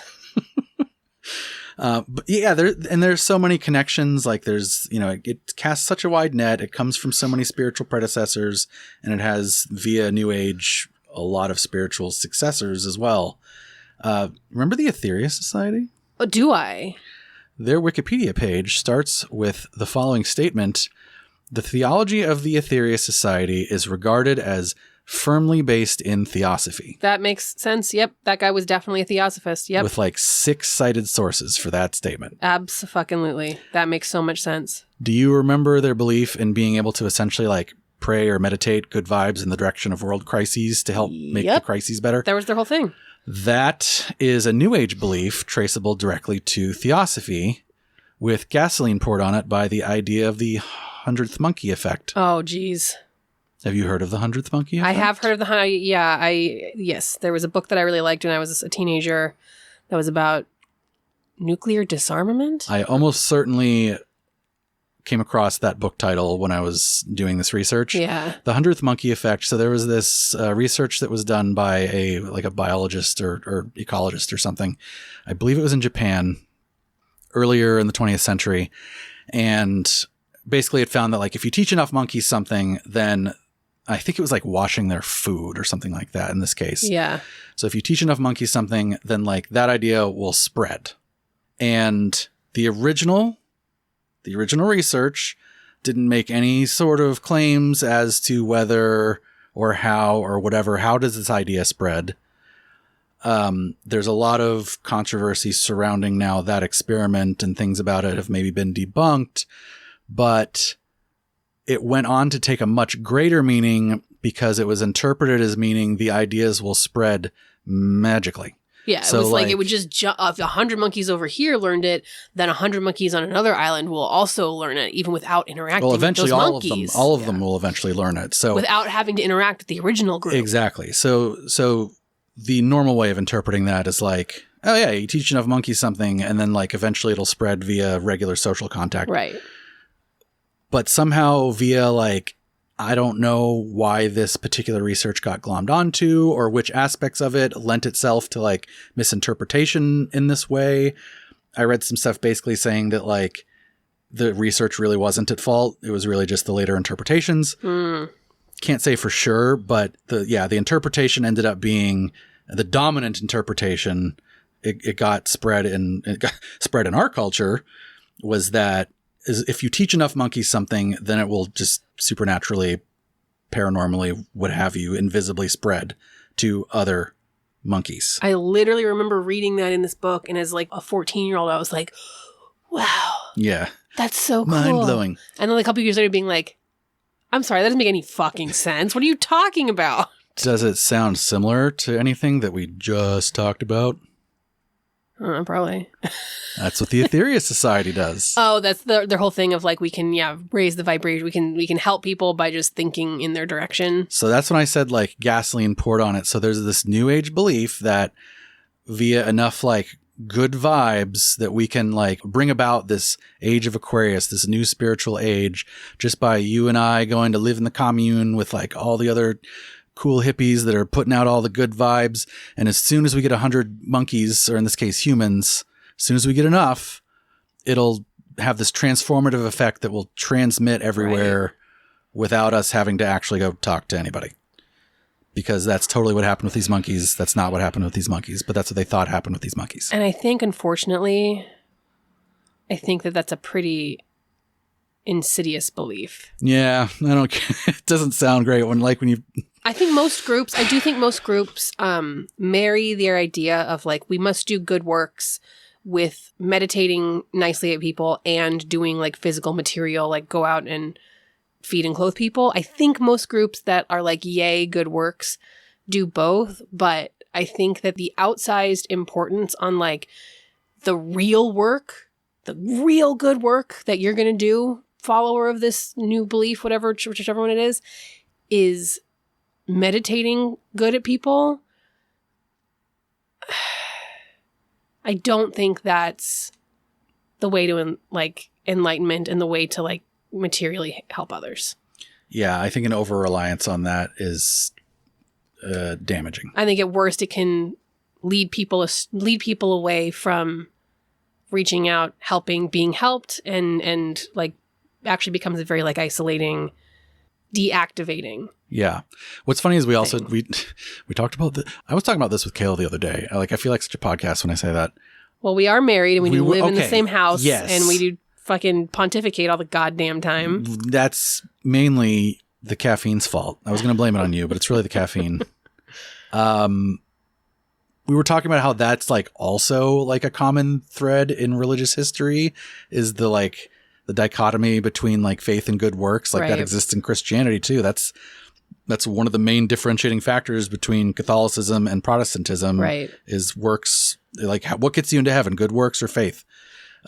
So it's interesting that exists in like other wisdom / religious traditions as well. It's just so clearly good works, you guys. Well, you should be Catholic then. One more thing before I ask you a question, and I promised I would talk about this when we were discussing the class, is that it was really tough for me to like get us into those classes in the first place. This is just a brief little snippet. Yeah, super secret knowledge. Like, how did it go? It was like, so first I went to their website and tried to contact them that way because they have a contact form on their website. And then the contact form, I got an email from someone and it didn't say like, the email wasn't saying who they were with or what it was. Like I only found out later that it was because I submitted a contact form and it was like, you should call so-and-so or maybe call this other person so-and-so. And it was like, that's all the email said. It wasn't signed. It didn't say like blah, blah, blah from the Theosophical Society. It said those two sentences and that's it. And then you said, great, thank you. Just checking, like, is this in regards to the inquiry I sent on the United Lodge of Theosophists website? And the person responded with, I don't know. Yeah. And I was like, okay, I'm just going to go ahead and assume that it was. I'm sorry, this is my favorite quest. And then I called one of the numbers and it was out of order. Yep. And then I called the other number and it was, I think that was when I got the full mailbox maybe. But then like someone called me back and then I had I have to like, there's like a little bit of a phone tag with that because like I wasn't around and then I had to call them back. Anyway, I finally did get in touch with this person who was just like some random guy. Like none of these are like, you know how this is like a very ground up type thing we were talking about? Like it's very just sort of like, oh, it's just people. There's no organization to it. Never more evident than when talking to these people on the phone. Literally, I was just talking to some dude who was like about to go pick up his kids from practice or something. And he just sort of said like, yeah, well, we talk about this. We have some Zoom meetings and, sometimes we meet on Tuesdays and here's where you can get some more information, blah, blah, blah. Very kind gentleman. Very nice guy. So then I followed his instructions to go to the website, but then the website led me to another one of their websites, which I later found like the initial website was like not supposed to be in service anymore, but it was still up for some reason. And then the new one just directed me back to the old one. And then finally, like I emailed him again and I was like, I don't know how to get the Zoom link for these classes that you're talking about. And then he was like, oh, you have to click this button and submit a form. And so I'm like, okay, I have to submit a form again. That didn't really work last time, but I guess I'll do it again. And then I submitted another form and I had to like say like which classes I was interested in and why or whatever. And then once I submitted that, I got an email from somebody else. And then I corresponded with this guy on email for a while. And wait, no, two things happened. One is I got another phone number. As confusing as this sounds right now, it was more confusing at the time. I got another phone number. I spoke with somebody else. He said he like, do you have 10 minutes to talk? And then he talked my ear off for like an hour and 10 minutes. This was just signing up for a class. This was just to get into the class. So I spoke with him for like an hour. And with him, I was talking with him long enough that I was able to talk about like, hey, this is for a podcast. What do you think? Once he heard the title of the podcast, he was not interested. He did not like the name of the podcast. Fair enough. And so that was kind of a dead end. And then I finally got links to the Zoom classes from another person that replied to the form. And that was the guy that was running the meeting that we went to physically on Sunday. And that's how we finally got Zoom links to classes. So anyway, it was the pursuit of secret knowledge. You went on your own journey. Absolutely was an odyssey in pursuit of secret knowledge. Kayla, I want to turn it over to you because as an obsessed person, you have not been able to keep your claws off of theosophical research. I didn't Google anything about Theosophy. I just Googled everything around Theosophy. Which is Theosophy. Which is apparently Theosophy. Which apparently is the same. But I didn't really know that. So unfortunately, I learned a lot of things. Tell us some things. I just want to say one thing of like, if any Theosophists are listening, I think that, especially the name of our podcast and some of the things that we do where we like talk about the controversies, that I think is important for you and I and for our listeners as part of our own truth seeking, as part of our own search for what is the truth and what do we believe and what do we listen to. And I think it's also a big position of this show that like take what you like and leave the rest is generally valid. And there's a lot of stuff that I have learned. But it was a blue and black dress. It's definitely a blue and black dress. There's a lot of stuff that I have learned from these classes and from listening to you and from doing my own tangential research, which I'm sorry overlapped with yours. There is a lot that I am taking away from that I am very excited and grateful to have learned. And like, I'm looking forward to going back to some of these classes and sitting on these Zooms and like learning about stuff that I have no footing in. And, I just want to make that clear because, we're talking about a specific group and we really enjoyed and liked and found a lot of value and benefit in what we've gone and done. And also it's important for you and I to have the full picture and talk about like very human stories that are often parts of spiritual, philosophical, religious movements. Yeah. There's my little soapbox. Understandably, our title puts off people, which I get because there's, usually negative connotations with the word cult and with the word weird even. Right. You have to listen to our show or already be like in agreement with us that weird is good. Right. To know that. So I don't blame people for like saying like, I don't like the title of your show. Fuck off. Like, yep. I totally get that. And I also don't want to like you were just saying, the folks that we've actually met through this, via the classes and even the people I talked to in my confusing odyssey to try to get to one of these classes, super nice people. Yeah, some of the most gracious and welcoming. Yeah, super nice. Like, did not have to talk to me, but like didn't have any idea who I was. took time out of their day to chat with me for either 10 minutes for the first guy or an hour and 10 minutes for the second guy. Like the class we went to on Zoom, in between the two recordings, there was somebody in that class who was private messaging me throughout the entire class with like supplemental information because they were like, oh, well, you're new. You don't know. You don't have the context for this. You don't have the context for this. Like helping guide us through the class totally out of the goodness of their heart. And I'll say one more thing. The quantum flapdoodle, they had a little bit of quantum flapdoodle, but of all the quantum flapdoodle I've heard, really not that. It's actually very close to reality. Yeah, it wasn't I will give them credit for their flapdoodle. It's barely doodle. So I have a physics degree, so that's why I'm able to say this. That's why you're talking about that. Okay, so you're turning it over to me because yes, once we went to these classes, it kicked off a little bit of a hyperfixation for me.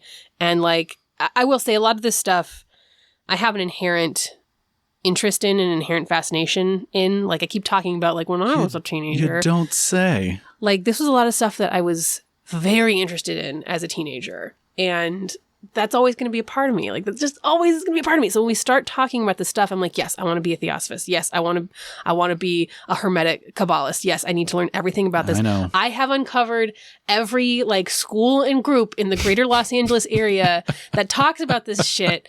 And I'm dragging you to all of them because I'm very excited. But secret knowledge journey. Secret knowledge is there. But part of what I discovered as I was reading about specifically Hermeticism, Kabbalah, and Gnosticism. Okay. And a little bit of Theosophy, because again, it's going to go in. Theosophy, much like it is the backbone of like New Ageism, it's also like kind of a backbone of Los Angeles. Really? Well, because the group that we went to was founded here. Correct. So you said they were founded in 1909, and then there was that big building in 1927. So one of the biggest destinations in Los Angeles is the Hollywood Bowl, which is an outdoor concert venue in Hollywood. It's like one of the two or three. If you're going to a concert here, it's like one of the two or three biggest You're going venues. to the Bowl. It was built by Theosophists. It was built by a Theosophist. Wait. So, hold on. That's big. It's like he was just out there with a hammer and nail? Excuse you, it was a lady. I misgendered. I'm so sorry. So she was out there with a hammer and nail, single-handedly building this venue that is not made of wood, now that I think about it. Yep. No. So a wealthy heiress back in 1918, Christine Wetherell Stevenson, was a Los Angeles Theosophical Society member and wanted to put on a play or a performance that was about the life of the Buddha, and essentially funded the building of the original Hollywood Bowl in order to put on this performance. And it was like such a smash hit success that like the city of Los Angeles viewed the Theosophists as like, oh, we love those guys. Those are super cool guys. They like put us on this like cultural map in a way. Wow. So that she was a member of the Theosophical, like this, the ULT, like the LA I think so. Theosophical It was Los Lodge? Angeles specifically, yeah. And then because she was a wealthy heiress, she was like, I can fund this thing. And then it was Theosophy that was putting on the play, or what was it? Play? It was like Show? a play or performance, like it might have been a musical kind of thing. It was a play about but it was the the life Theosophist of the Buddha. that put it on. It was her and other Theosophists. Yes, but she funded the building. The house that Theosophy built. And it's interesting that you talked about Annie Besant. I did. So there is another Theosophy Lodge in Los Angeles. Oh? That is not the United Lodge of Theosophists. See, it's these schisms, man. Is it the Annie Besant schism? It is. I don't know what, who, when, where. All I know is that it is called the Besant Lodge. Ah. And it is up in Beechwood Canyon, which is kind of near the Hollywood sign. Okay. And it's funny because I have like a friend that lives right there, and I was like, oh my God, I've driven by this lodge. But when I was looking up this lodge, which again is similar to ULT, I think a lot maybe smaller or like fewer classes, but similar in that it's like, we're seeking the truth, blah, blah, blah. I learned that it was part of something originally called Crotona. What? Have you heard of Crotona? What? So Crotona was one of, this is, I'm reading from Wikipedia now, Crotona, Krotona, was one of 3 important theosophical centers in the United States during the early part of the 20th century. Originally built in Hollywood during 1912, the colony was eventually relocated to Ojai in 1926, where it operates today as the Crotona Institute of Theosophy. No shit. Ojai is just it's a little north of LA. It's just it's a town, city, town, village, place, resort village. So yeah, this colony, this was essentially a commune built in Hollywood in the early 1910s to house a bunch of theosophists and like their events. And they called themselves Crotonians. Crotonians. And then eventually they were like, ugh, Hollywood is suffocating influential, us. Yeah. This is the thing. There's so many like threads. There's so many threads going into theosophy and so many coming out of it. Right. And then I also found, just slightly related to the Besant Lodge, they put on lectures and events in conjunction with Ecclesia Gnostica, which is also up in that area and is a neo-Gnostic church. It's all part of it. It's all related. It's all the same stuff as Theosophy. There's other stuff that I learned on this journey that we'll put into a bonus episode, or I'll scream about on the Discord if you haven't been on the Discord yet. But it was just really interesting to learn about like all of the different ways Theosophy still like exists in a city like Los Angeles. Yeah. There's multiple Theosophy lodges. There's Gnostic churches. There's a Hermetics school. There are different Aleister Crowley Thelema groups. Like this stuff is very, very alive and well. My brain is full. And is intrinsically tied to like the foundations of the city. I love that. Yeah, me too. Very interesting. And this whole time, we still haven't even talked about PSR. We still haven't even talked about the Philosophical Research Society. Oh yeah. A lot of Manly this stuff P. Hall, goes back. Which all ties into that too. Yeah. Like some of the students that we met at the class on Sunday were interested in that kind of stuff too. I forget exactly what it was. But one of the people studied with Manly P. Hall's That's what wife. It was. And like... Yeah. Like directly contact. If you read anything about like Theosophy, you're going to end up at Manly P. Hall, and then you're going to end up at Philosophical Research Society, and then it just becomes an Ouroboros. Okay. In a good way. I'm so... All right, before I get like irretrievably confused here, let me just say what my sources were. Pretty succinct this time. Encyclopedias, Wikipedia and Britannica, works of several Blavatsky biographers, including Nicholas Goodrick Clark, theosophyalt.com, altla.com. I think that last one is the one that's supposed to be not there anymore. And then, fittingly for the Divine Revelation episode, our own personal experiences.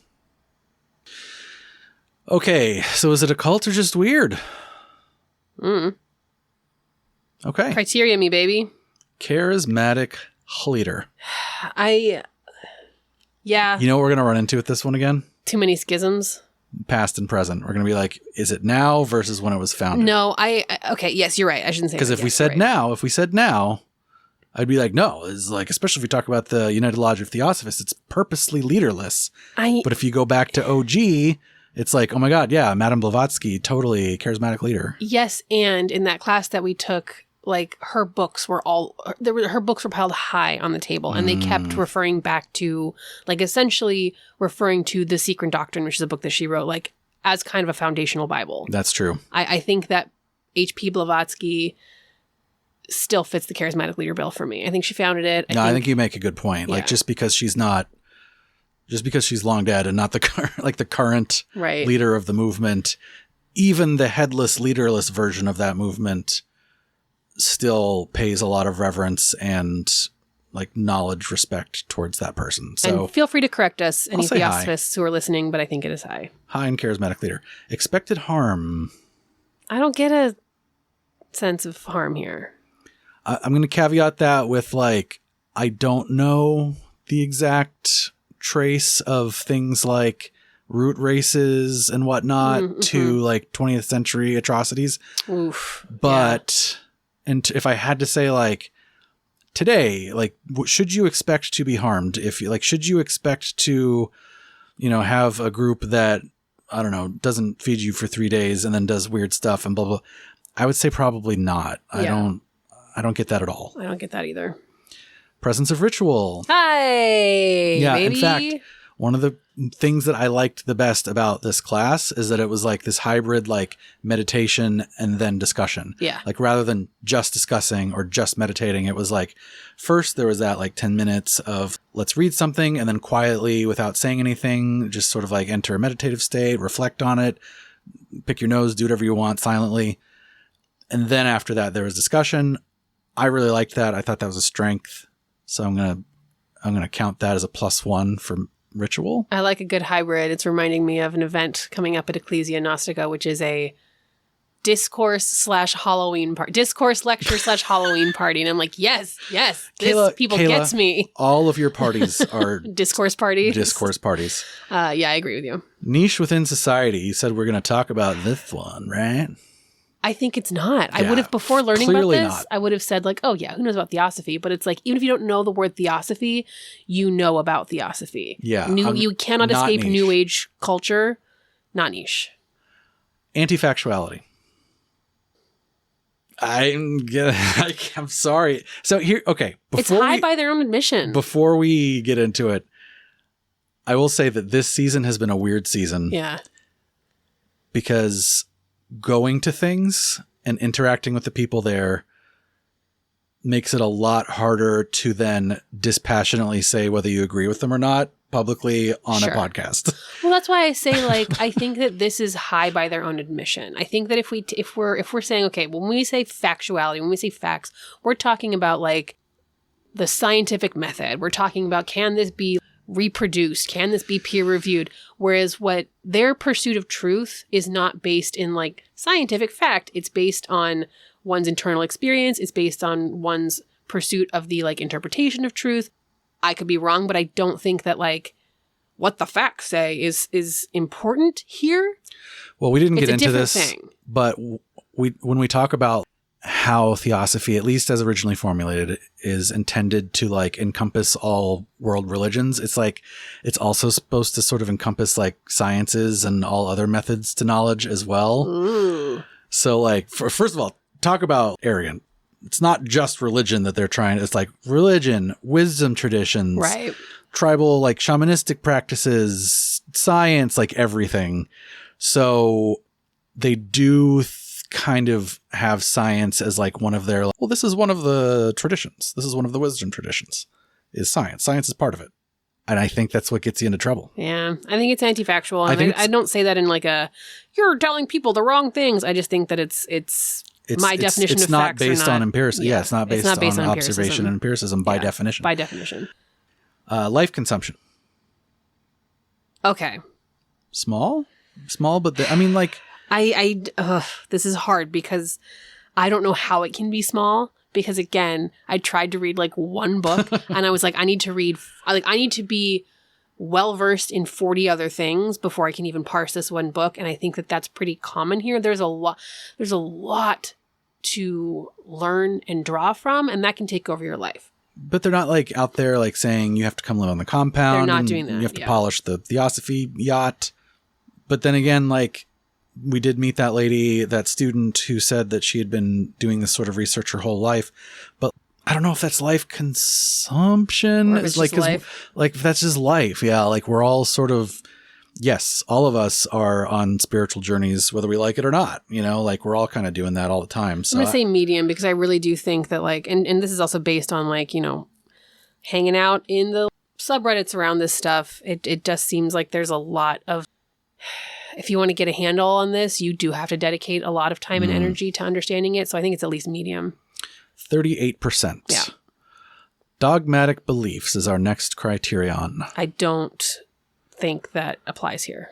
I don't think so either, as much as there's like some things in the thinkings of theosophists that are certainly common. Sure. And there might be some things that they say are they would disagree with. Like I think they would disagree with like, oh, well, materialism is also not the only means to knowledge. Right.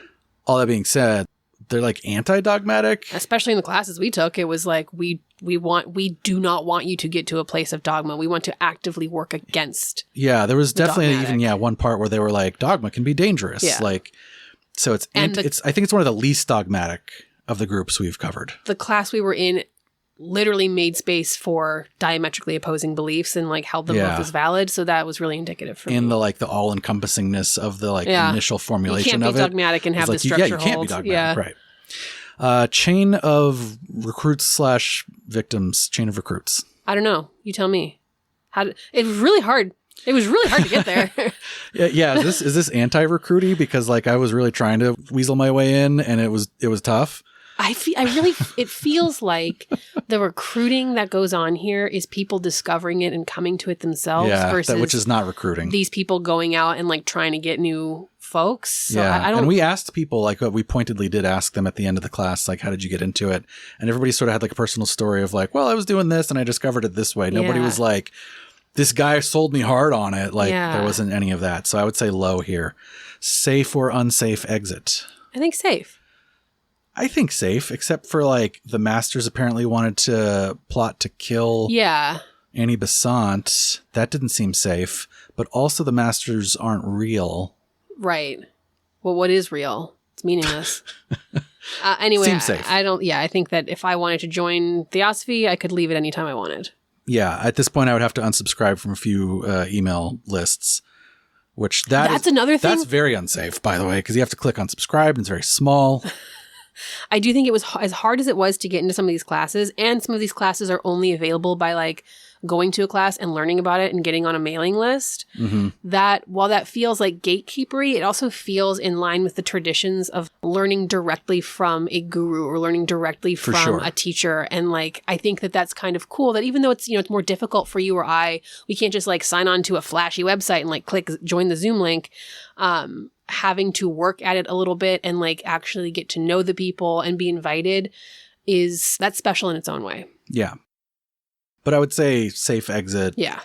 I don't think I'm going to get bugged if I don't show up again. No, I don't think so either. All right. So we got high charismatic leader. We got low expected harm with the caveat that we don't know that much about certain relationships between the original movement and bad stuff that happened later. Presence of ritual, high. Niche within society, very low. It's very present within society in many ways. Anti-factuality, high. Life consumption, medium-ish. Dogmatic beliefs, very low. Chain of victims, also very low. It's not very recruity. Safe exit. So it's just weird. It's definitely just weird. Like, you could make an argument for religion, but like it could be religion, but too many other things are low, right? Yeah. Like, the only things that are high are charismatic leader, presence of ritual, anti-factuality. The rest is low. I think if we had like one or two other things, we could make a case that it's in cult / religion. And then the fact that it's not niche, clearly to me, would put it in religion, not cult. But it just doesn't hit enough. So I think it's just weird. It's just weird. And now that I think about it, that kind of makes sense because, again, it's so all-encompassing. It just doesn't really fit neatly into borders. Yeah. So it's like not really a thing. It's like really hard to pin down. Again, kind of like empty spaces in that regard. The nebulousness is part of the attraction. Yeah. And like the nebulousness, there's a paradox there. Yeah.